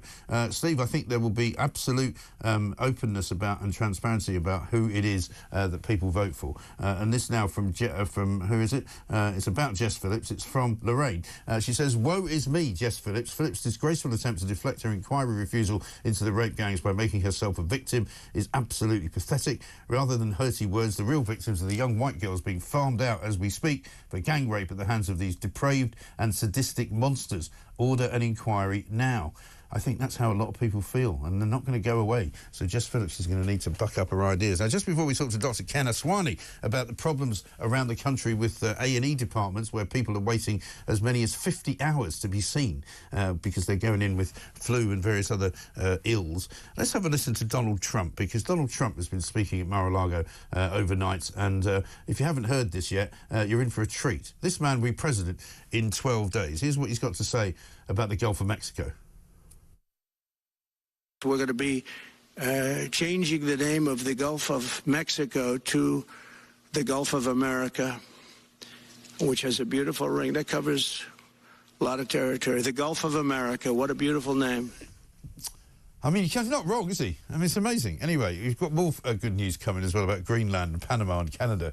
And also the Middle East. We'll bring more messages for you from Donald Trump on that. Let's talk to Dr. Ken, though, because on the front pages this morning, a lot of people being told basically it's all mayhem in the A&E department. Patients facing 2-day waits at A&E in flu crisis is what it says on the front page of the Times. The Daily Mail similarly says A&E in crisis as flu spikes. Dr. Ken, very good morning to you.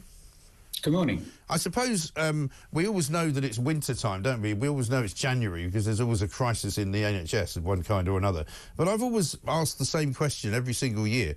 Why is it that the crisis is not kind of prepared for better, or somehow, more beds are ordered in, or more people are ordered in, or something changes? Every single year it seems to be the same problem. Yeah, so a huge amount of preparation goes into winter planning, and everything from vaccination to making sure there's sort of staff and beds. But what happens that certainly this time of year, and the number of flu cases, but not only flu, but a number of other viruses just go up exponentially. and particularly the vulnerable and elderly, they get sort of flu and they require specialist support. And no matter how much you sort of provide, there will sort of come a point where, hospitals, will come under pressure and the whole system will come under pressure. So you can plan as much as sort of we like, but, certainly this time of the year, there will be that sort of pressure that we need to work on. Now, there is a lot of work happening to sort of, manage this increased number of places, but we can't prevent the sort of significant amount of viruses that do go on, particularly the flu, which is at a high level this year compared to others. But if this was any other business, you would have to find a way, wouldn't you?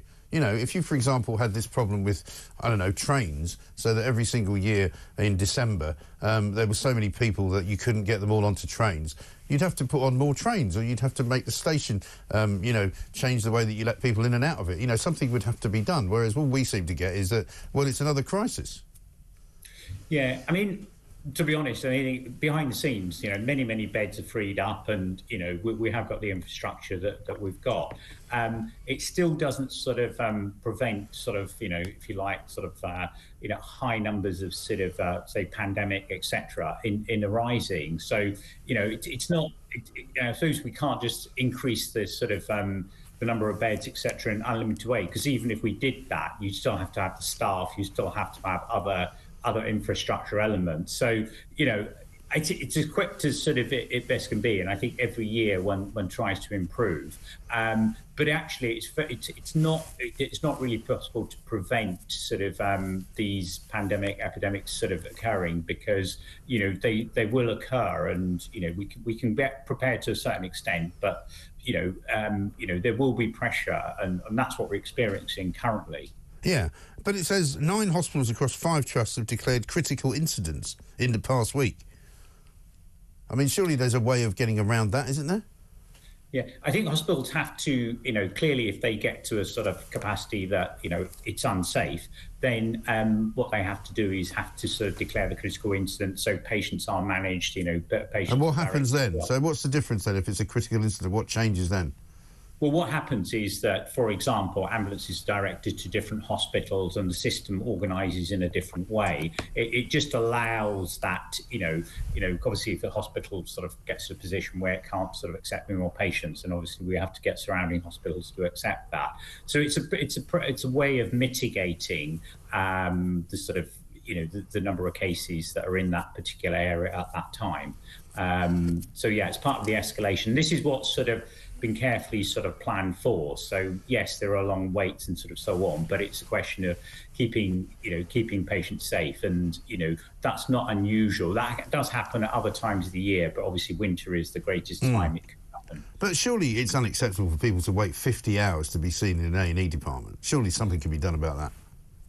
Well, I think the way A&E works, I mean, I think it does its absolute best to prioritise the high-risk cases, and, they do have, OK, if patients sort of are not sort of, on the ward, etc., it does have a careful way of triaging and managing those patients. I think the important thing is that where somebody is sort of, say, in a life-threatening condition, they still need the care, there are a number of sort of patients that can be managed outside the A&E in the community via 111, via the pharmacist, via their GP.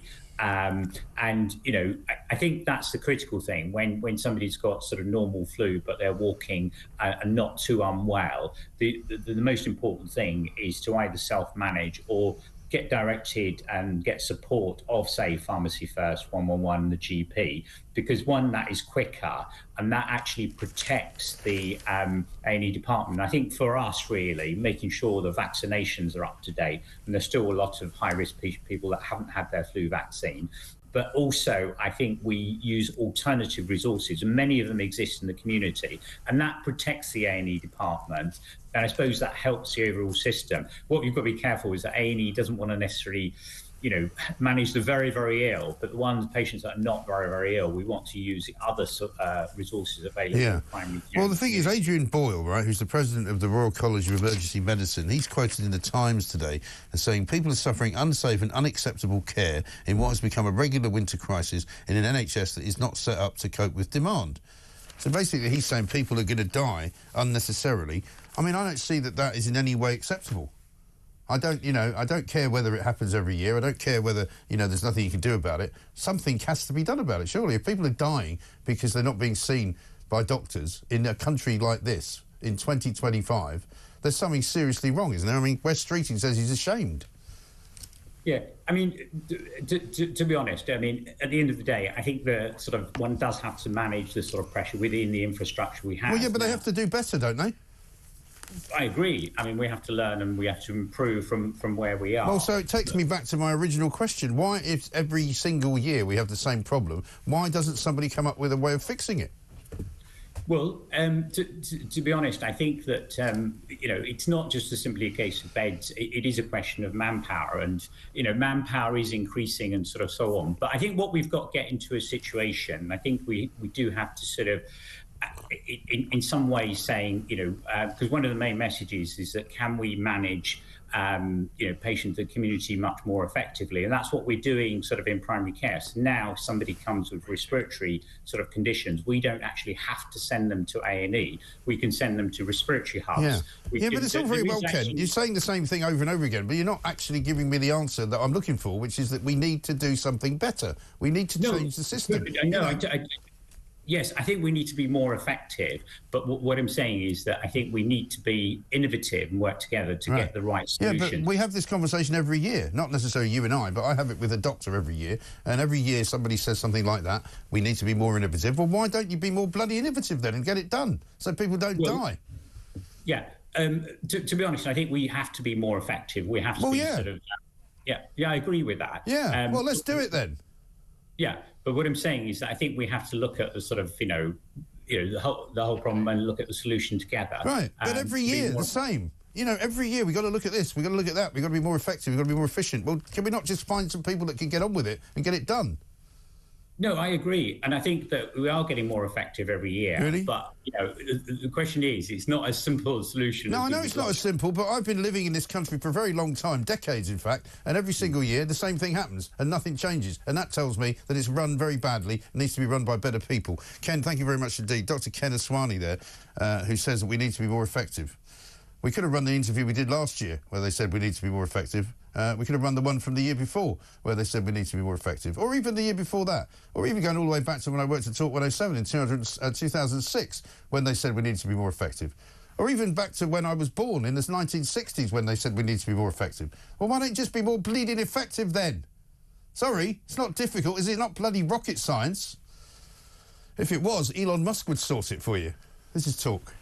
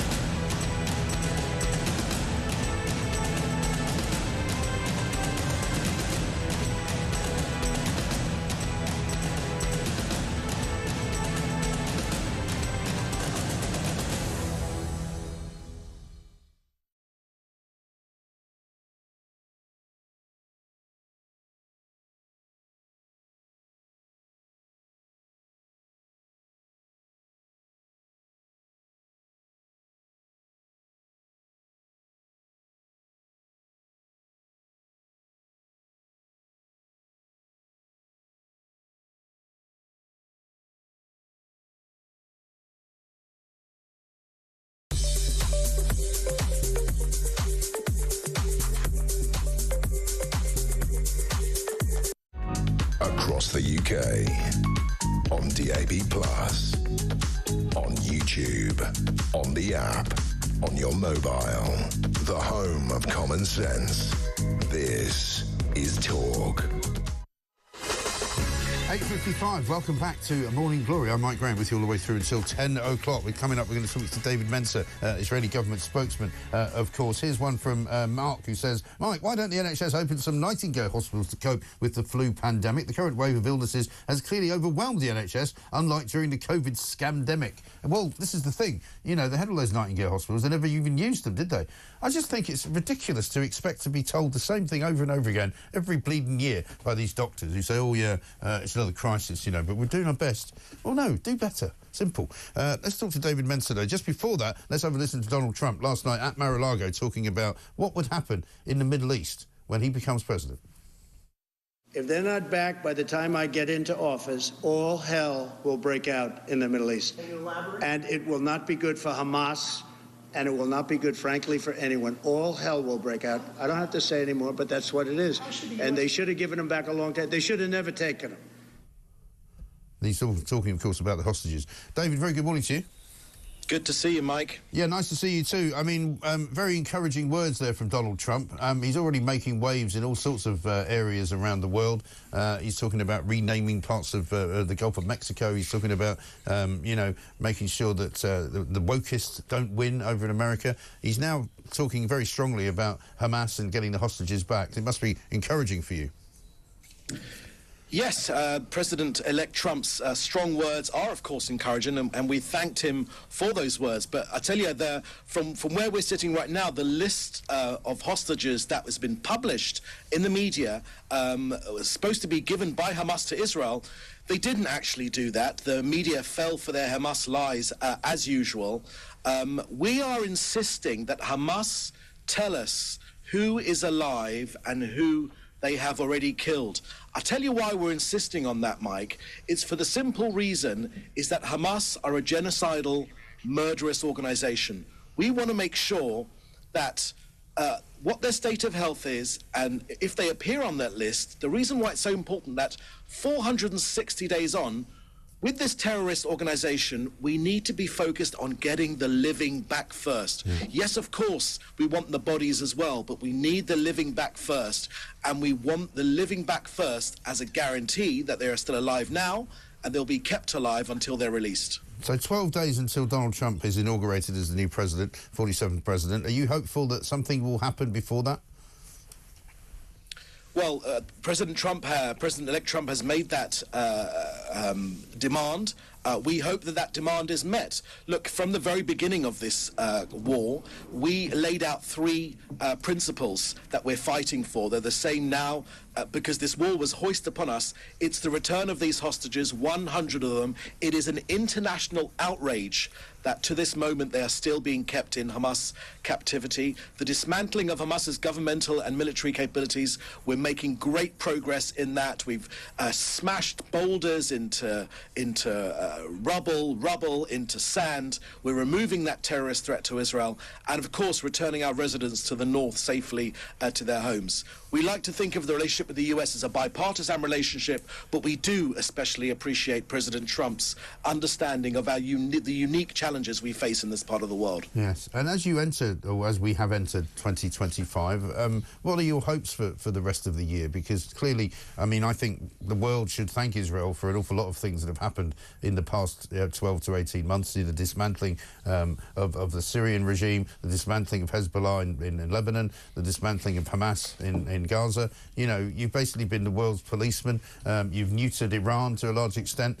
What's next, and what happens in the next sort of 6 to 7 months?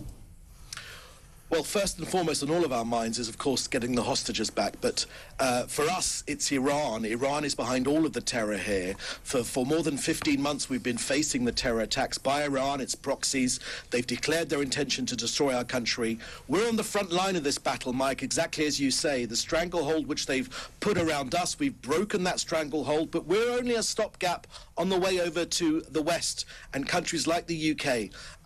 So we've managed to greatly deplete Hezbollah. Hamas in Gaza, we've smashed them to smithereens. The Houthis in Yemen as well, and other terrorist elements. But we're going to continue to operate with force against all the terrorist threats to our citizens. Ultimately, we, of course, want peace. We yearn for peace.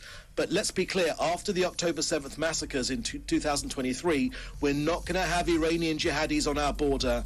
And Iran is the head of this octopus. We will work extremely hard to ensure that they do not get another opportunity to attack us with nuclear weapons this time. No, sir. Indeed. David, good to talk to you. Thank you very much indeed. David Mensa, their Israeli government spokesperson, on the news that Donald Trump has basically said to Hamas, if the hostages are not released by the time I become president, which happens on January the 20th, they will be hell to pay, and it will not be good for Hamas. So let's hope that they see sense, that they release the hostages, because that's what everybody wants. And I can't believe that anybody wouldn't want that, despite the fact that sometimes when we talk to some Palestinian sympathisers, they don't actually agree.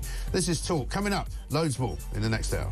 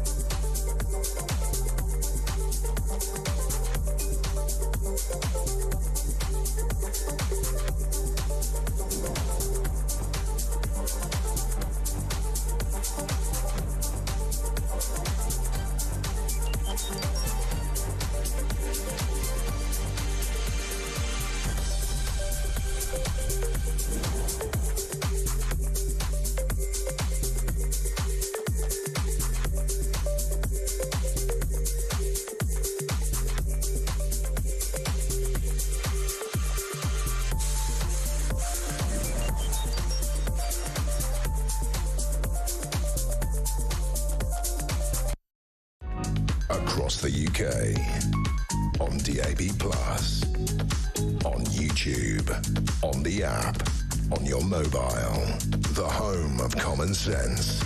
This is Talk.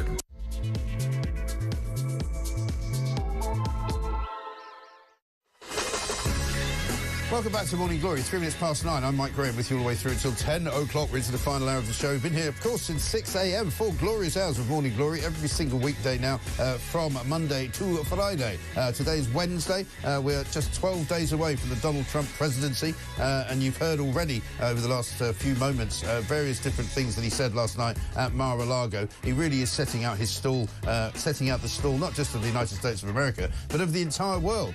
He's already had influence on all manner of different things. He was just talking there about Hamas, saying they need to release the hostages before he gets in, otherwise there's going to be hell to pay. He's also now got into bed, or managed to sort of threaten, if you like, Mark Zuckerberg from Facebook and Meta into not only giving him $1 million for his election, his inauguration party, I should say. He's now managed to get him to release all of the censorship that Facebook has been activated on for the last several years, because Biden's gone and suddenly now free speech is back. And so now Mark Zuckerberg is going to free up Facebook. The censorship is going to be going. You're going to be able to write things which won't be taken down.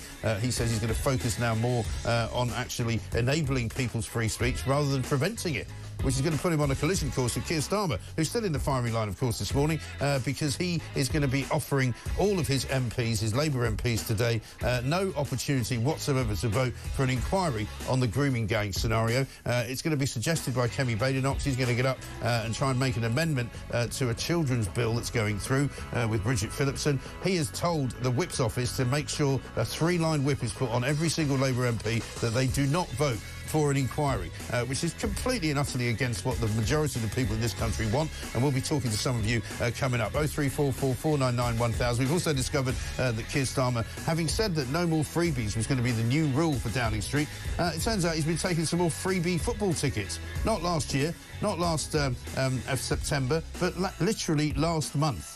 That's when he was doing it. So he still hasn't learned his lesson, has he? 0344 499 1000. There's another crisis in the NHS. We've just heard why. They don't seem to know what they're doing. And also, terrible, terrible story from yesterday afternoon. A 14-year-old schoolboy stabbed to death in broad daylight on a bus in Woolwich in south-east London. When is Sadiq Khan going to make London safe for the citizens of the capital city of this country? 0344 499 1000. And does Elon Musk really want to buy Liverpool Football Club?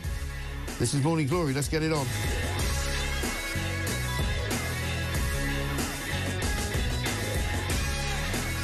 And if you've forgotten how to, here's how you get in touch.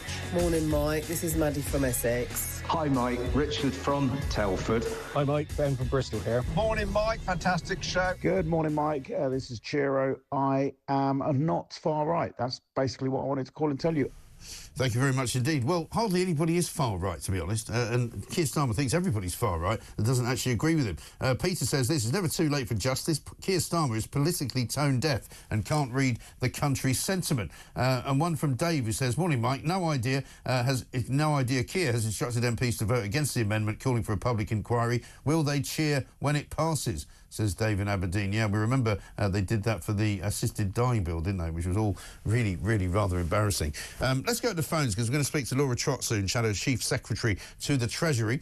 Mike is in Southsea, first of all, wants to talk about the possible grooming gangs inquiry. Mike, a very good morning to you. Good morning, Mike, and a Happy New Year. And a Happy New Year to you. What can I do for you, sir? I think the reason Starmer doesn't has instructed his whips to vote against this is because if the rock is kicked over, he's worried about what might come crawling out, yes, and it will not be in Labour's favour. All I can hope for is that decent Labour MPs give Starmer the finger and vote with this motion. Yes. Well, you'd like to think, would you not, that some Labour MPs would have the cojones to actually disobey the Whip's office, yes, and just say, do you know what, you're wrong on this, and I'm going to support what my constituents want, which is an inquiry. Absolutely, yeah. And that's what they should do. Mike, thanks very much indeed. Stuart is in Wigan. Stuart, very good morning to you. Morning. Morning. I just want to say, because end of the day, that Starmer, he's not going to want an inquiry because it's all going to lead to him. Yeah. He started it when he went at CPS, and he's going to end it now. Yes. I mean, that's the thing. He doesn't want it. He's done nothing for this country. He's done nothing for the children of this country. He's that much blood on his hands. You can put the three little girls.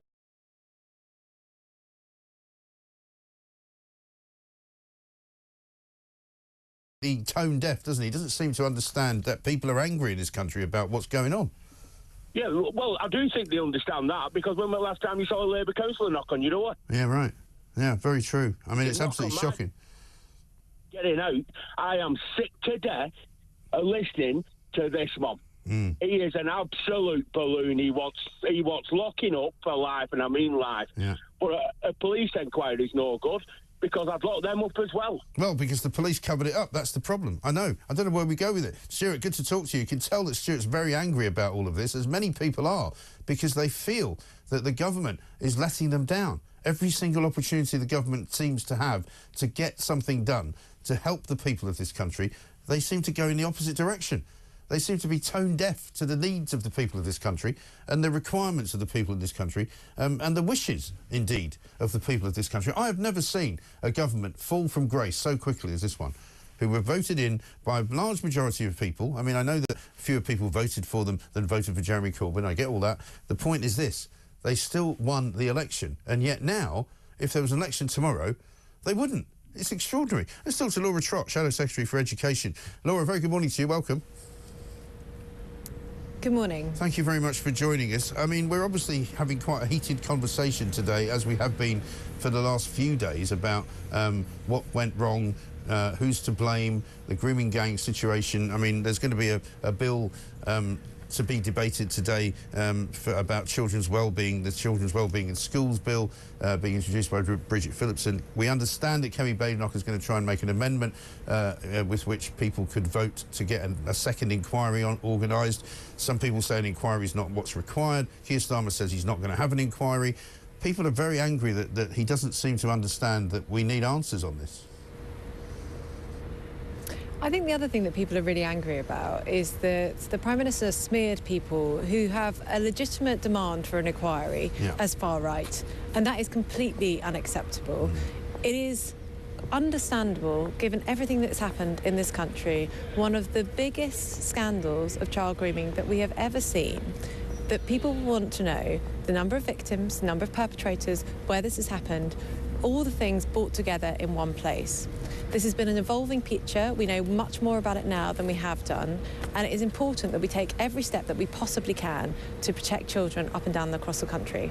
I mean, because Elon Musk has kind of shaken the hornet's nest, if you like, and some of this has now become more widespread, and the knowledge of what happened has become more widespread, because I was shocked, I must admit, to read some of the accounts in recent days of things that happened which I didn't know about. I mean, can you say as an MP that you weren't aware of as much of the detail of this as you are now? Well, it's absolutely horrific, and more has come to light over a number of years. Of course, we had the initial inquiry into Rotherham. There was then the independent inquiry on child sexual abuse, which was set up in 2014. Terms of reference were established in 2015. But then you had mass prosecutions across many towns across the country happening in the years after that, you know, as late as kind of 2019. So this has been an evolving picture, and it's why it's really important that we bring it all together in a national inquiry. And that's why I hope Labour MPs will do the right thing later today and vote for one. And do you think that the reason why Keir Starmer doesn't want an inquiry is genuine? He says he doesn't need to have another inquiry because there was one, but the truth of the matter is that the J inquiry didn't really cover grooming gangs in the way that we could now do, because now much more is known about what actually happened. Do you think there's a party political sort of aspect to this? Well, look, I don't want to give motives to him, but it's for him to argue his case. It's not to smear opponents of what he's thinking. And I think it's really important that we establish what exactly happened in each of the individual towns that we're talking about, because Labour's approach at the moment is to say that they want individual town-led inquiries, but there haven't been those across the country. As I said, there have been over 50 towns that we think have been affected by this, and there's only been inquiries in a handful of those. The J report covered grooming to a certain extent, but not in the amount of detail that we would want, and more information even since then has come to light. The Gangs Grooming Task Force was set up in 2023. In 1 year, so 2023 to 2024, there were 550 arrests about this, and 4,000 victims were protected. This is a serious issue, and it's absolutely legitimate that in response to this, we call for a national inquiry. I was speaking earlier to a barrister on this show who's been involved in some of the cases of grooming and has defended or has represented several of the victims. She said that she didn't think an inquiry was necessarily the right way to go, but certainly a proper and official judicial investigation with criminal charges at the end of it, maybe a police investigation indeed as well, rather than an inquiry. I mean, would you say to Keir Starmer, if he is going to still dig his heels in, which he seems to like to do on these things, could you offer him an alternative and say, all right then, well, if you don't want to do another inquiry, how about a police investigation? As I said, there's a legitimate policy debate to be put around this, but we think that the National Inquiry is the right thing to do. That is why we're putting forward the amendment to the bill today, which, by the way, is a bad bill in many other ways. Yes. It, for example, effectively abolishes academies in all but name in this country, the driving horse behind school improvement in the last 2 decades, which have led to English children being the best at reading and at maths in the Western world. This is a really, really bad bill on the academy side as well. And we also want it to contain a national inquiry. So we're opposing this bill today on multiple grounds. Yes, and I mean, there does seem to be, does there not, with this government, a kind of unfair haste to do certain things and then an incredible kind of reticence to do other things. You know, for example, we heard about social care just the other day. They were going to improve that, and now kicking that down the road for another 3 years. We're not going to really hear much about it. We're hearing this morning that people are waiting 50 hours in A&E, and all we hear from Wes Streeting is that, you know, sometime down the road in, 2029, you might be able to only wait 18 weeks to see a doctor. You know, there seems to be sort of, certain things they want to rush through, like the VAT on private schools, like this bill from Bridget Phillipson, and it seems to me to be very ideological the way they're running this government. I completely agree. I mean, it is, I don't think, a sustainable position to say this is basically the only area of government where they don't want a review. But what you've seen in the education bill today is exactly that, an ideological viewpoint pushed forward on the basis of no evidence. They're absolutely not clear what problem they're trying to solve at all. The school system is one of the best in the Western world.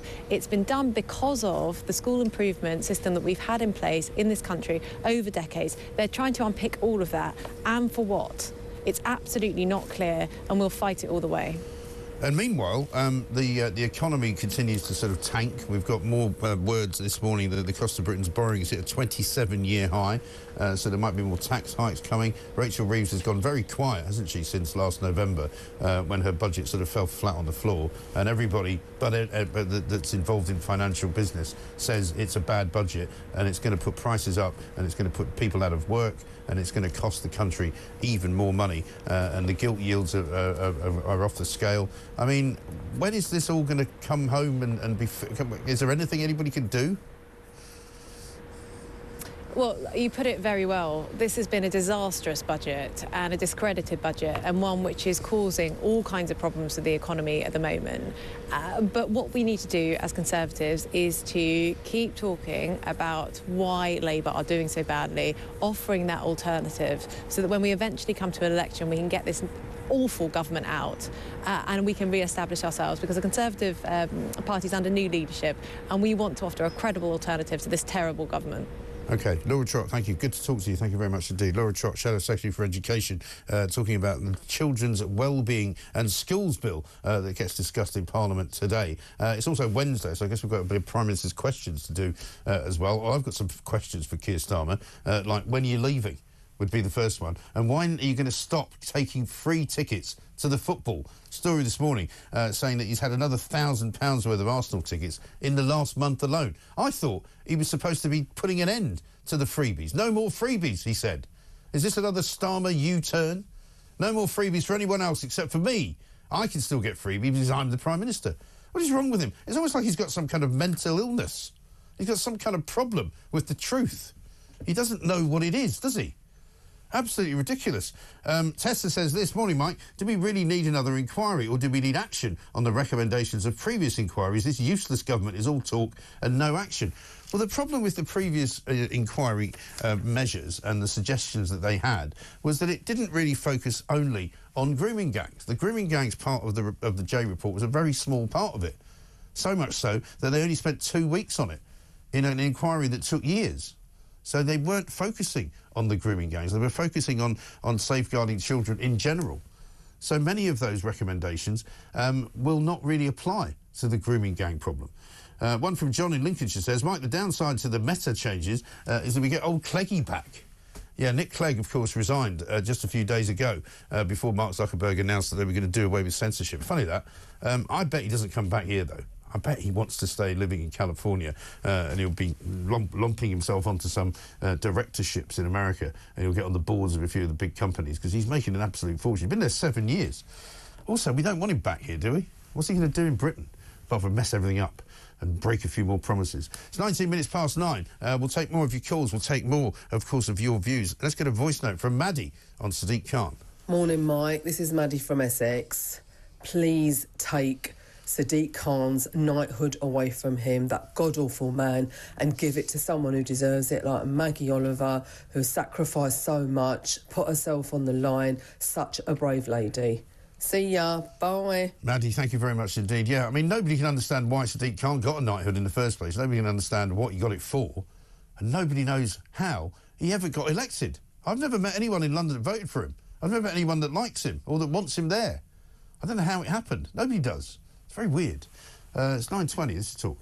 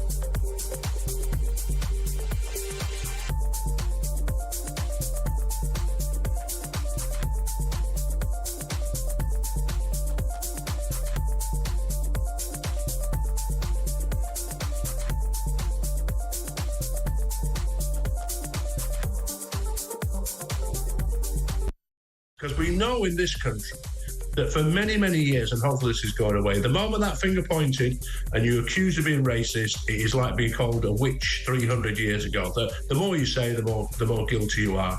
And this is all the establishment are in that pattern. And they were prepared to see girls abused rather than the racist accusation being made. We live in a country where racism is allegedly a more serious crime than child rape. That's how crazy it is.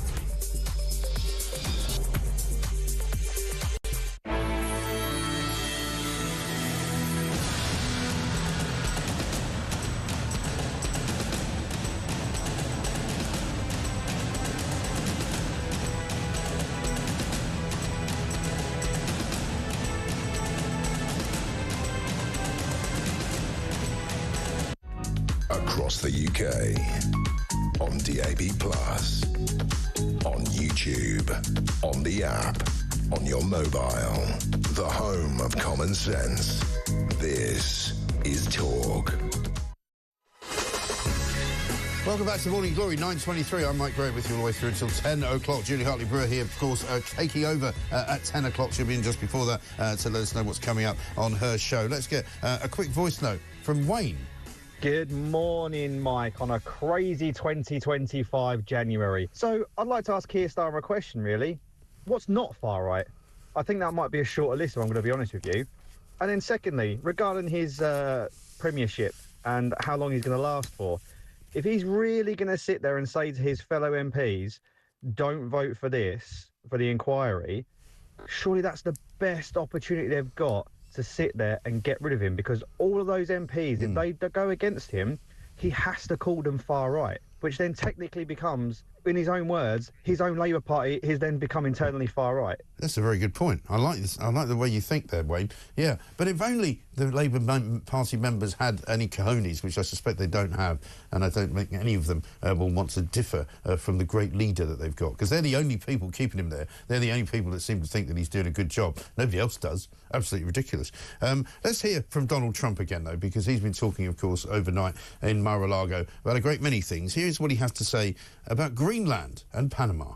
Can you assure the world that as you try to get control of these areas, you are not going to use military or economic coercion? No. And can you tell us a little bit about what your plan is? Are you going to negotiate a new treaty? Are you going to ask the Canadians to hold a vote? What is the strategy? Yeah, I can't assure you. You're talking about Panama and Greenland. No, I can't assure you on either of those two. But I can say this. We need them for economic security. The Panama Canal was built for our military.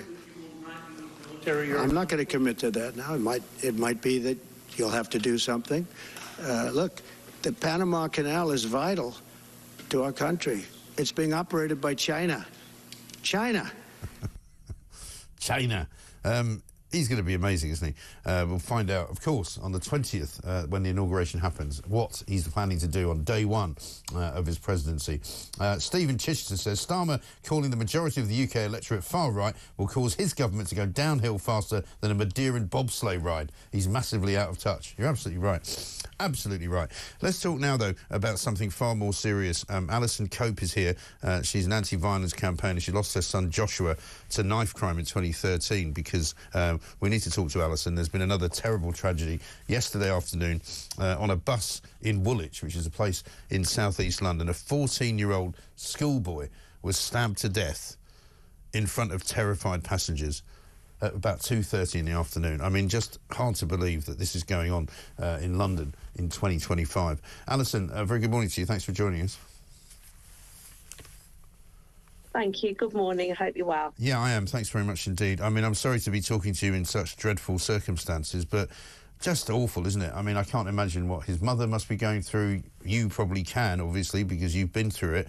But it's a shocking state of affairs to have such a young boy have his life ended in these circumstances. It just beggars belief, doesn't it? It is and it isn't. I mean, it's absolutely tragic, and you know, it's very hard for people to understand what that will really mean to his family. And my heart goes out to them.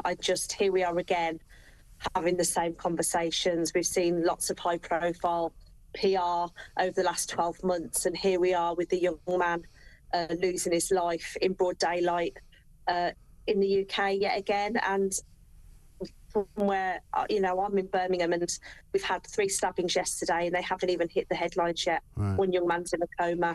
So I might be talking to you about that in the next week or so. Absolutely. I mean, in this case, the bus death yesterday was the second knife attack in the same postcode inside 24 hours. Apparently, an 18-year-old pupil was stabbed outside Shooters Hill Sixth Form College, which I know quite well, actually, at 4 p.m. just on Monday. So, I mean, it is, unfortunately, as you say, it's becoming a daily occurrence, this, isn't it? It already is, unfortunately. On you know, the Office of National Statistics, we're seeing on average 110 knife-related incidents per day in the UK. Right. It has got out of control, and no matter how many times people like myself say to the government and those in charge, at what point are you going to stop throwing money at a situation and actually take a step back and see why what you're putting in place isn't working to make sure that you make things effective moving forward. Yeah. It's a stuck record, and we're just not being listened to. And You know, we're losing young people every couple of days in the UK, and it's never something that I will say is acceptable, and we have to just accept that's the way it is. It should never be the norm ever to have children murdered in this country. No, of course. And the ridiculous thing is that there was supposed to be some kind of knife amnesty last year. I seem to remember the police, certainly in London, were asking people to hand in knives. There was one guy that handed in so many knives that he walked away with sort of £25,000 or something. But what is the answer then? If it's not taking the knives off them, what is the answer? The problem we have is the mindset. You know, and it is very complicated, and we've got such a short space of time to discuss it. But we've let a lot of young people believe that it's acceptable to talk a certain way, act a certain way, and a lot of people go, well, they should know, but look at what they're allowed to watch. The violence that's fueled through, you know, social media and YouTube. Is that the young people's fault they're uploading these videos, or is it the platforms that allow these videos to be uploaded, shared? People make money off it, threats, gangs, violence, drugs, and it's fueling so much violence. And then you've got the mindset of fear, mental health issues that aren't being addressed, community issues that aren't being addressed, and then all of a sudden you have a knife crime epidemic. But it's easier to go, let's do a knife amnesty than actually address the root causes of this, because it's complicated, it's complex, and ultimately there's going to be a cost to resolving it, but that cost doesn't seem to be worth investing in, because the government like to invest in other things that, you know, a lot of people don't think are as important as children's lives. Right. I mean, they're actually going to be talking, aren't they, today in Parliament about the children's kind of safeguarding issues, and they're going to have introduced this new bill. Bridget Phillipson's going to be talking about it. I don't know if there's anything in there about violence that is taking place currently on our streets being committed by children who are also the victims. Yeah, I hope so. Who's consulting them, who's advising them, because we know historically, at least over the last 10 years, we've had many situations where government have spoke about it, money's thrown at it, lots of organisations get this money, short-term intervention, but we've got a long-term problem. So I always hope that this is the time where we do what we need to do, but they've failed so many times now. The chances are they might fail again, and I really hope not. We have to keep holding on to the hope that those in power understand too many mistakes have been made, too many young people are now dead because of those mistakes. Yeah. And, I mean, is there a discipline issue as well, that the kids don't really fear whatever the consequences might be? Absolutely. Every element of this, you're right, discipline, boundaries, acceptable behaviour, manners, respect, basics, everything. And that's what makes it so complicated. You can't just say it's a zombie knife issue, because the kitchen knife is a #1 murder weapon. It's all the elements you can imagine. So to address all those elements, it's a huge task, but a task that I feel is worth taking for the next potential child that will bleed out onto the streets of our country. Yeah, let's hope so. Alison, good to talk to you. Thanks very much indeed. Alison Cope, anti-violence campaigner who lost her own son back in 2013, Joshua, to a knife attack. A young boy yesterday, 14 years of age, basically stabbed to death on a bus that he was travelling on through south-east London, a place called Woolwich. And only the second time in 24 hours that somebody's been stabbed. Just a few hours before, an 18-year-old was stabbed outside of Shooters Hill Sixth Form College on Monday at 4 p.m. Absolutely incredible. Terrible scenes. And again, supposedly in the city which Sadiq Khan calls one of the greatest cities in the world. Well, what's he doing about the safety aspect of it? Because it's not a safe city anymore. People are getting killed, people are getting robbed, people are getting attacked, people are getting sexually assaulted. And what is Sadiq Khan doing about it?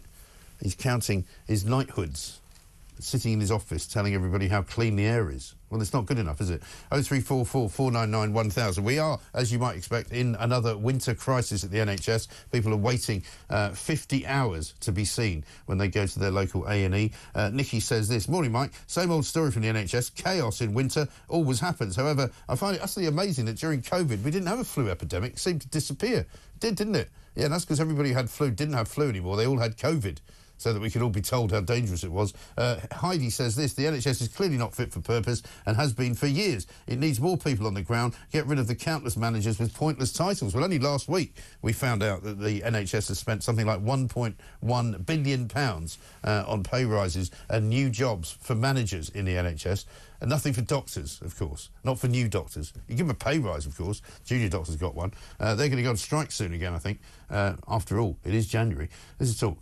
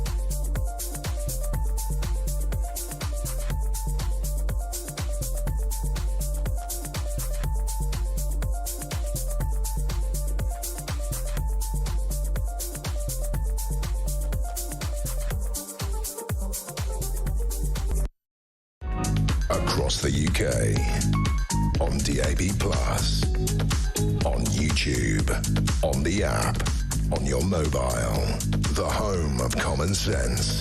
This is Talk.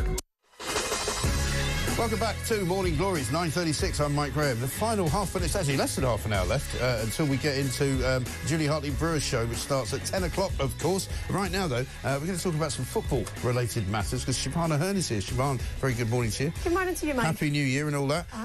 She's visiting us from TalkSport just down the road, which is very busy at the moment, isn't it? It's all going on. Yesterday, just as if Elon Musk hadn't said enough weird stuff over the last couple of weeks, it now turns out he might want to buy Liverpool Football Club. Well, is old man saying weirder stuff? Yeah. Well, we had him on the other day, yeah. I mean, he was great chat. Yeah. I mean, great value to have Musk's dad on. So their granny, his dad, Elon Musk's dad, Errol, his mum. He's quite a character. In Liverpool. Yeah, so reports that he would like to buy Liverpool Football Club. Right. Now, the interview happened with our colleagues at Times, is where he spoke about Liverpool Football Club. I have to say, it wasn't like he just came on air and went, my son wants to buy Liverpool. Right. It wasn't so like that. Right. The host of the show was a keen Liverpool fan himself. Right. So that's where the conversation came around. Yes. But his dad, Errol, did say he would like to buy Liverpool. And did he not say that he'd met the Beatles or something at some point, and so he's got this heritage connection? Yeah, he has this connection with the city, and he knew some of the Beatles back in the day. So it's quite interesting news. But also, you look around social media, you do look at the conversations from Elon Musk and social media at the minute. It could be one of those things that might not bode well for football fans. Well, I mean, this is the thing. He talks about an awful lot of things, and Musk has been. I mean, as we would like to, I suppose, when you're as rich as he is, you call him eccentric, don't you? You don't call him nutty because you know he can be eccentric, but he certainly is eccentric. Some of the stuff he's come out with, you know, about all the grooming stuff and some of the attacks on Keir Starmer and Nigel Farage and all that, you kind of take it all with a pinch of salt. But he does make things happen, doesn't he? And I mean, you wouldn't be that surprised if he suddenly went and bought Liverpool. He's an incredibly smart man. Yeah. I mean, like you say, eccentric. The way his brain works is different to most people. Yeah. But, I mean, they'd be scratching the surface. I can't imagine what he would get from Liverpool Football Club if they were to run the place or own the place, would touch the sides of what the man is earning. No. Or Well, how much would it cost to buy Liverpool? To buy Liverpool? Great question. I mean, I don't know. Didn't research that. Couple of billion?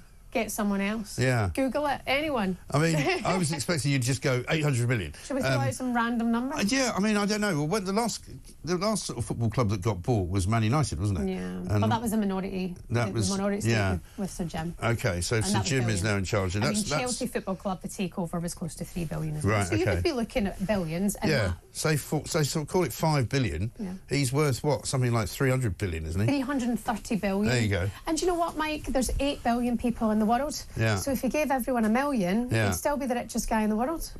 That's amazing. You know, think about that. And how are Liverpool fans about the owners that they've got at the moment? Because they're owned by the mob that own the Boston Red Sox still, right? Well, this is it, yeah. The Americans, the Fenway Group. I mean, they've come out and said they've got no intention to sell. They have responded to this, and they've got no intention to sell the club, which is much to some fans' dismay, because there's always problems with ownerships, aren't there? And especially when you look at Liverpool currently, the story there for now is the contract situation. Yeah.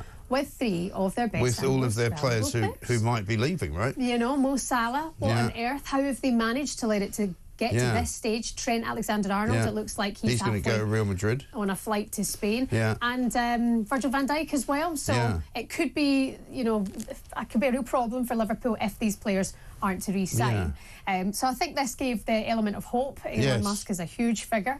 Everybody's talking about him. You're right, he's raising these big questions and jumping into the politics and real mixing the pot.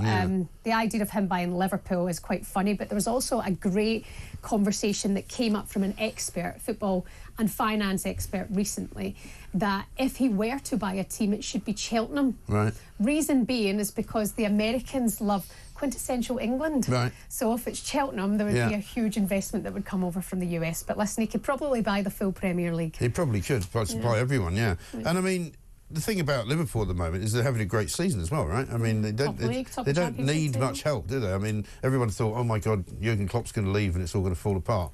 It's actually got better. And then they play the mighty Manchester United at the weekend, Mike. 2-2 draw. Perhaps there was moments. Trent had a bad game. Bad day at the office. That's maybe all his mind is not on it. You know, distracted. Could it be? I mean, he was. Apparently, those bids of 20 million came in for Trent ahead of that game, which is almost a bit of an insult. I would say, from Real Madrid to bid 20 million for Trent. No, God, no. Not enough. But maybe his head wasn't in it. I think he's just had a bad game. You look at what Trent has done for Liverpool, he's been exceptional. Bad day at the office, I would say that's all that is. Yeah. And they've got a game against Spurs tonight. Oh, the EFL Carabao Cup. Oh, God. Well, last night, nobody really cares about that, do they? Oh, Mike. Do they? Come on. The EFL Carabao Cup. This is huge. Reason being... I bet you Trent won't be playing in that. I bet he will. Will he? I bet he will, because they're the current holders of this competition. Okay. They're playing Spurs, who haven't won a trophy since 2008. Ange Postecoglou's clinging on. Yeah. The media are going against him now. Right. They have to win this game to keep in it, and then they've got to go away to Anfield for the second leg in 4 weeks' time. What happened last night, we saw Newcastle get their one foot in a final against Arsenal. Who needs it more? Eddie Howe, they haven't won a trophy since '69. Right. Is it Arteta, because he hasn't won a trophy since he started 5 years ago in the FA Cup? Is it Ange to get rid of the Spursy tag for quite some time? Or is it Liverpool, the current holders? I love the Carabao Cup. It's been quite magic this time. Okay, all right. Well, I shall watch it then. It's live on talkSPORT as well. And there you go. I'll listen to it on talkSPORT. Brilliant. Well, Siobhan, good to talk to you. I mean, who knows? Next time I see you, maybe Elon Musk will be the owner of Liverpool. And he might own us as well. And you never know. What, this entire organisation? You never know. It's careful. Blimey. Well, I better stop ignoring him on Twitter then. Siobhan, thank you very much indeed. Let's get a voice note from Amanda. Morning, Mike. It's Amanda in Northamptonshire. Great show. I'm just wondering about poor old Jess Phillips.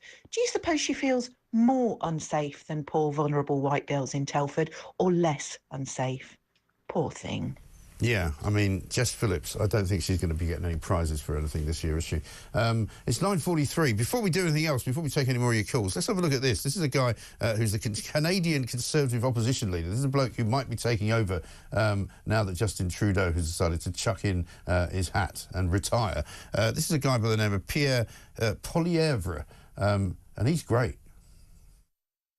On the topic, I mean, in terms of your sort of strategy currently, you're obviously taking the populist pathway. What does that mean?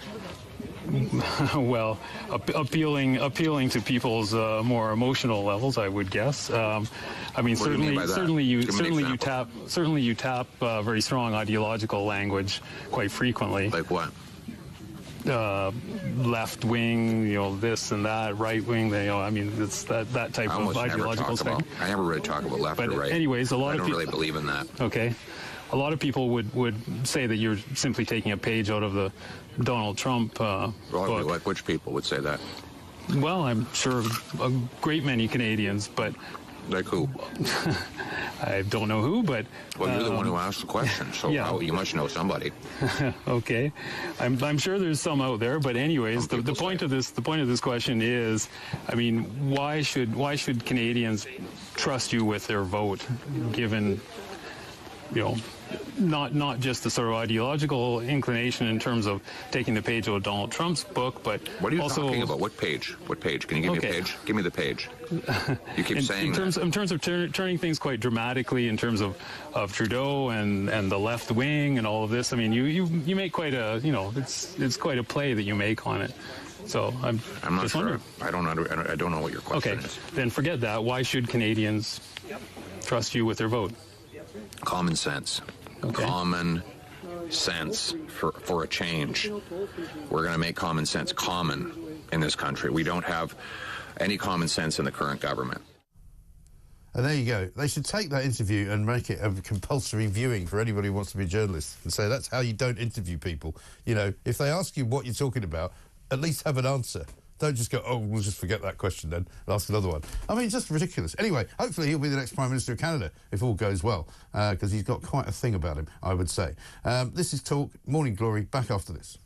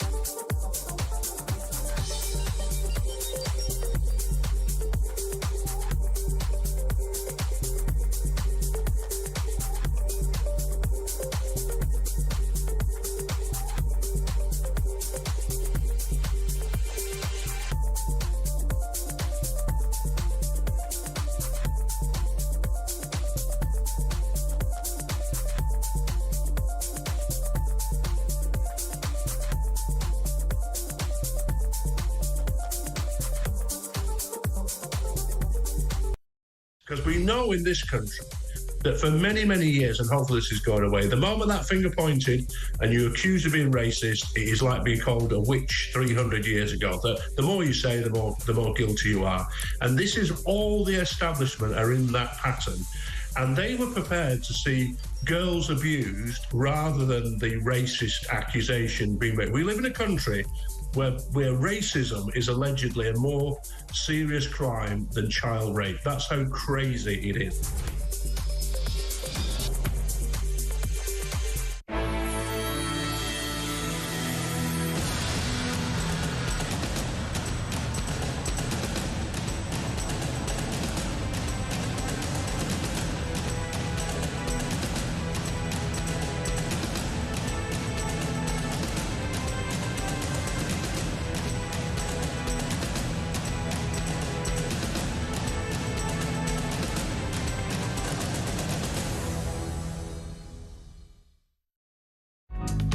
across the UK.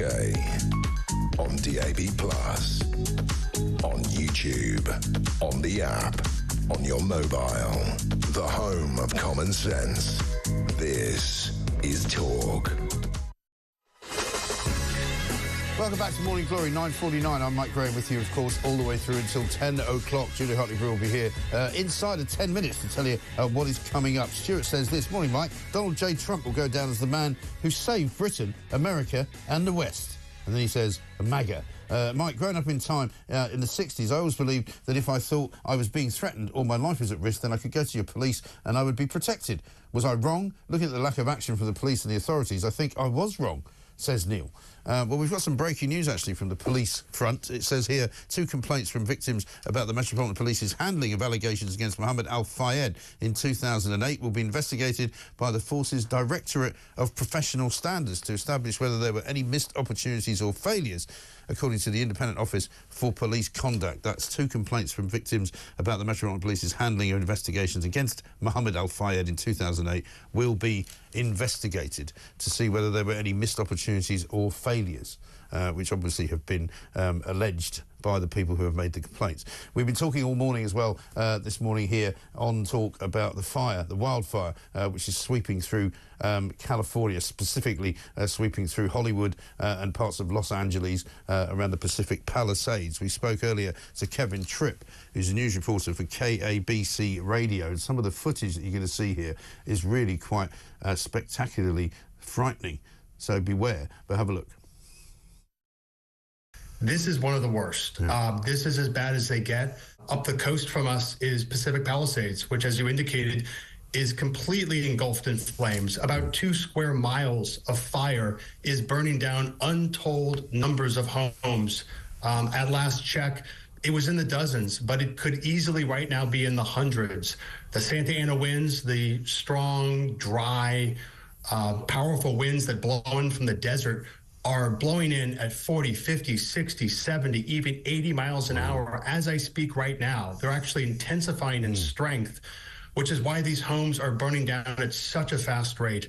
I think it's entirely reasonable to assume that the homes that you're seeing in that video right now are burning down potentially by the hundreds. There's even a second fire burning right now in the town of Altadena, which is nowhere near Pacific Palisades. It's on the other side of Los Angeles County.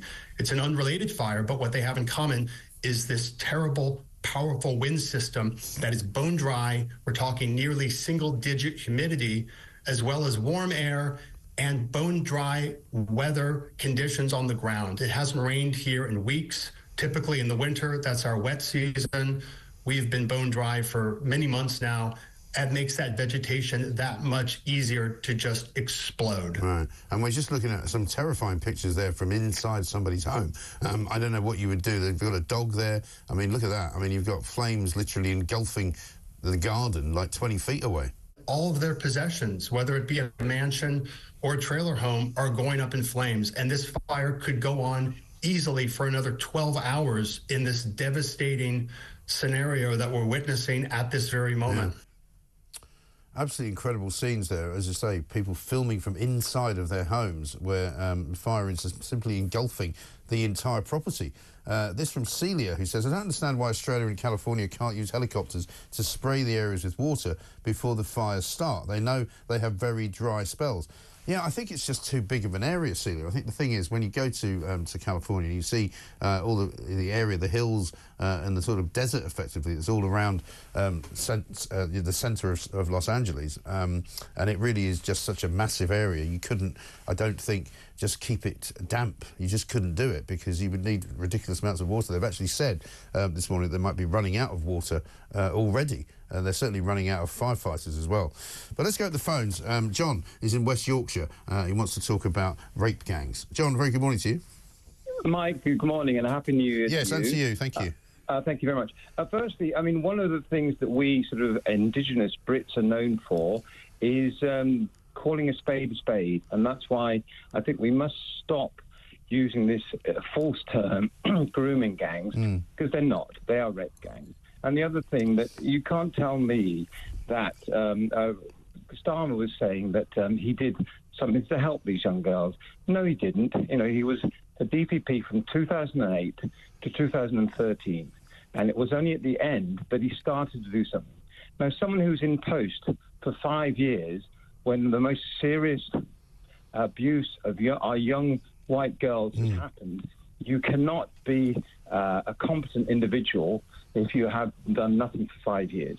And the final thing I would say is, how come that apparently there's no report of anything happening in London, a population of over 9 million people who we understand are mostly, not Caucasian individuals, let's say. And clearly it seems to me that there has to be some cover-up, which must fall at the door of our London Mayor. London Mayor Sadiq Khan. Well, inquiry- funnily enough, I did put that point to Susan Hall, who was also surprised that there hadn't been. And I subsequently got a message from somebody who said they thought there might be a case in Barking, which is certainly a part of London. I've not seen that, but it certainly doesn't come up very often. On the rape gang question, you're right, but you see, there are two schools of thought on this, because we spoke to Samantha Smith, who was, of course, one of the more high-profile victims of this horrible practice, and none of her perpetrators ever were arrested. None of them ever saw any kind of jail time or justice or anything like that. And she actually says that she prefers to use the words grooming gangs, because she says, yes, it's right to call them rape gangs, but also it's more than that, because they didn't just rape these girls. They did actually groom them, and they did kind of, change the way that these girls' lives were affected. You know what I mean? They didn't just, they weren't just rape victims. They were victims of all manner of horrible coercive behaviour. They were made to take drugs. They were made to drink. They were effectively groomed as well, if you know what I mean. But indeed, and also the other thing I think one should question is the general culture of these individuals, because, we all know what happened, unfortunately, to the people who were falsely accused of sub-postmasters, and how they were alienated from their communities. And they knew it at the time, and we know since that they were falsely accused. And yet these people, some of whom have been convicted and served the time, then walk straight back in to their families and their communities. I just can't understand how you can have that disparity of culture and it be acceptable. It's bizarre. It beggars belief, doesn't it? I think most of us can't understand it. I think any normal person couldn't really quite envisage knowing somebody who, one, wanted to behave like that, and then two, not calling them out and getting the police to arrest them. I just can't. Nobody can understand it. John, thank you very much for your call. Let's talk to Scott, who's in Essex. Hello, Scott. Hello. Hope your day's going well. Yeah, it's not bad. Not bad. What can I do for you, Scott? Simple question. The government came out with a wonderful statement when they demanded the right to snoop on our emails, phone calls, and any other form of communication. If you have nothing to fear or nothing to hide, you have nothing to fear. Yes. Why don't we use that term against them? If they're trying to hide something, we want to know. Yes. And they should all be held accountable, and that's from the government down to the police, down to the social services, who reports said was actually shipping off some of these girls to the rape gangs. Yes. And so I presume by that you mean that they should allow there to be another inquiry, or they should order another inquiry? I don't think there should be a case of allowed. It has to happen by the will of the people. Yes. Yeah, well, as I said, I mean, I take the point that some people make that, public inquiries don't always end well. They spend an awful lot of money, they waste an awful lot of time, and lots of people try to blame other people. I wonder if a proper police investigation, a proper police judicial inquiry is needed. And I don't mean by the people who covered it all up. I mean by brand new police force, a brand new investigating authority of some kind. And this is the trouble. They've got to go after the Conservatives and the Labour and the anyone, whoever was civil responsible. Servants and social services. Totally. Yeah, I'm not interested in party politics on this. I'm much more interested in seeing justice done and seeing an organisational inquiry or investigation that singles out the people that were responsible. It's as simple as that, really. Scott, thank you very much indeed. Let's get a voice note from Ian. Morning, Mike. Happy New Year. Ian from Nottingham. Hope you're well. Sick of listening to what is he on about? I mean, seriously, politicians, are they not put in place to represent their constituents and their constituencies? Why is it that they just do what they like? How is that right on any level at all? They are supposed to represent us, not just do what the bloody hell they want. It's a very good point. You know, somewhere along the line, they seem to have forgotten that they represent people and they were paid by the public purse, paid by us,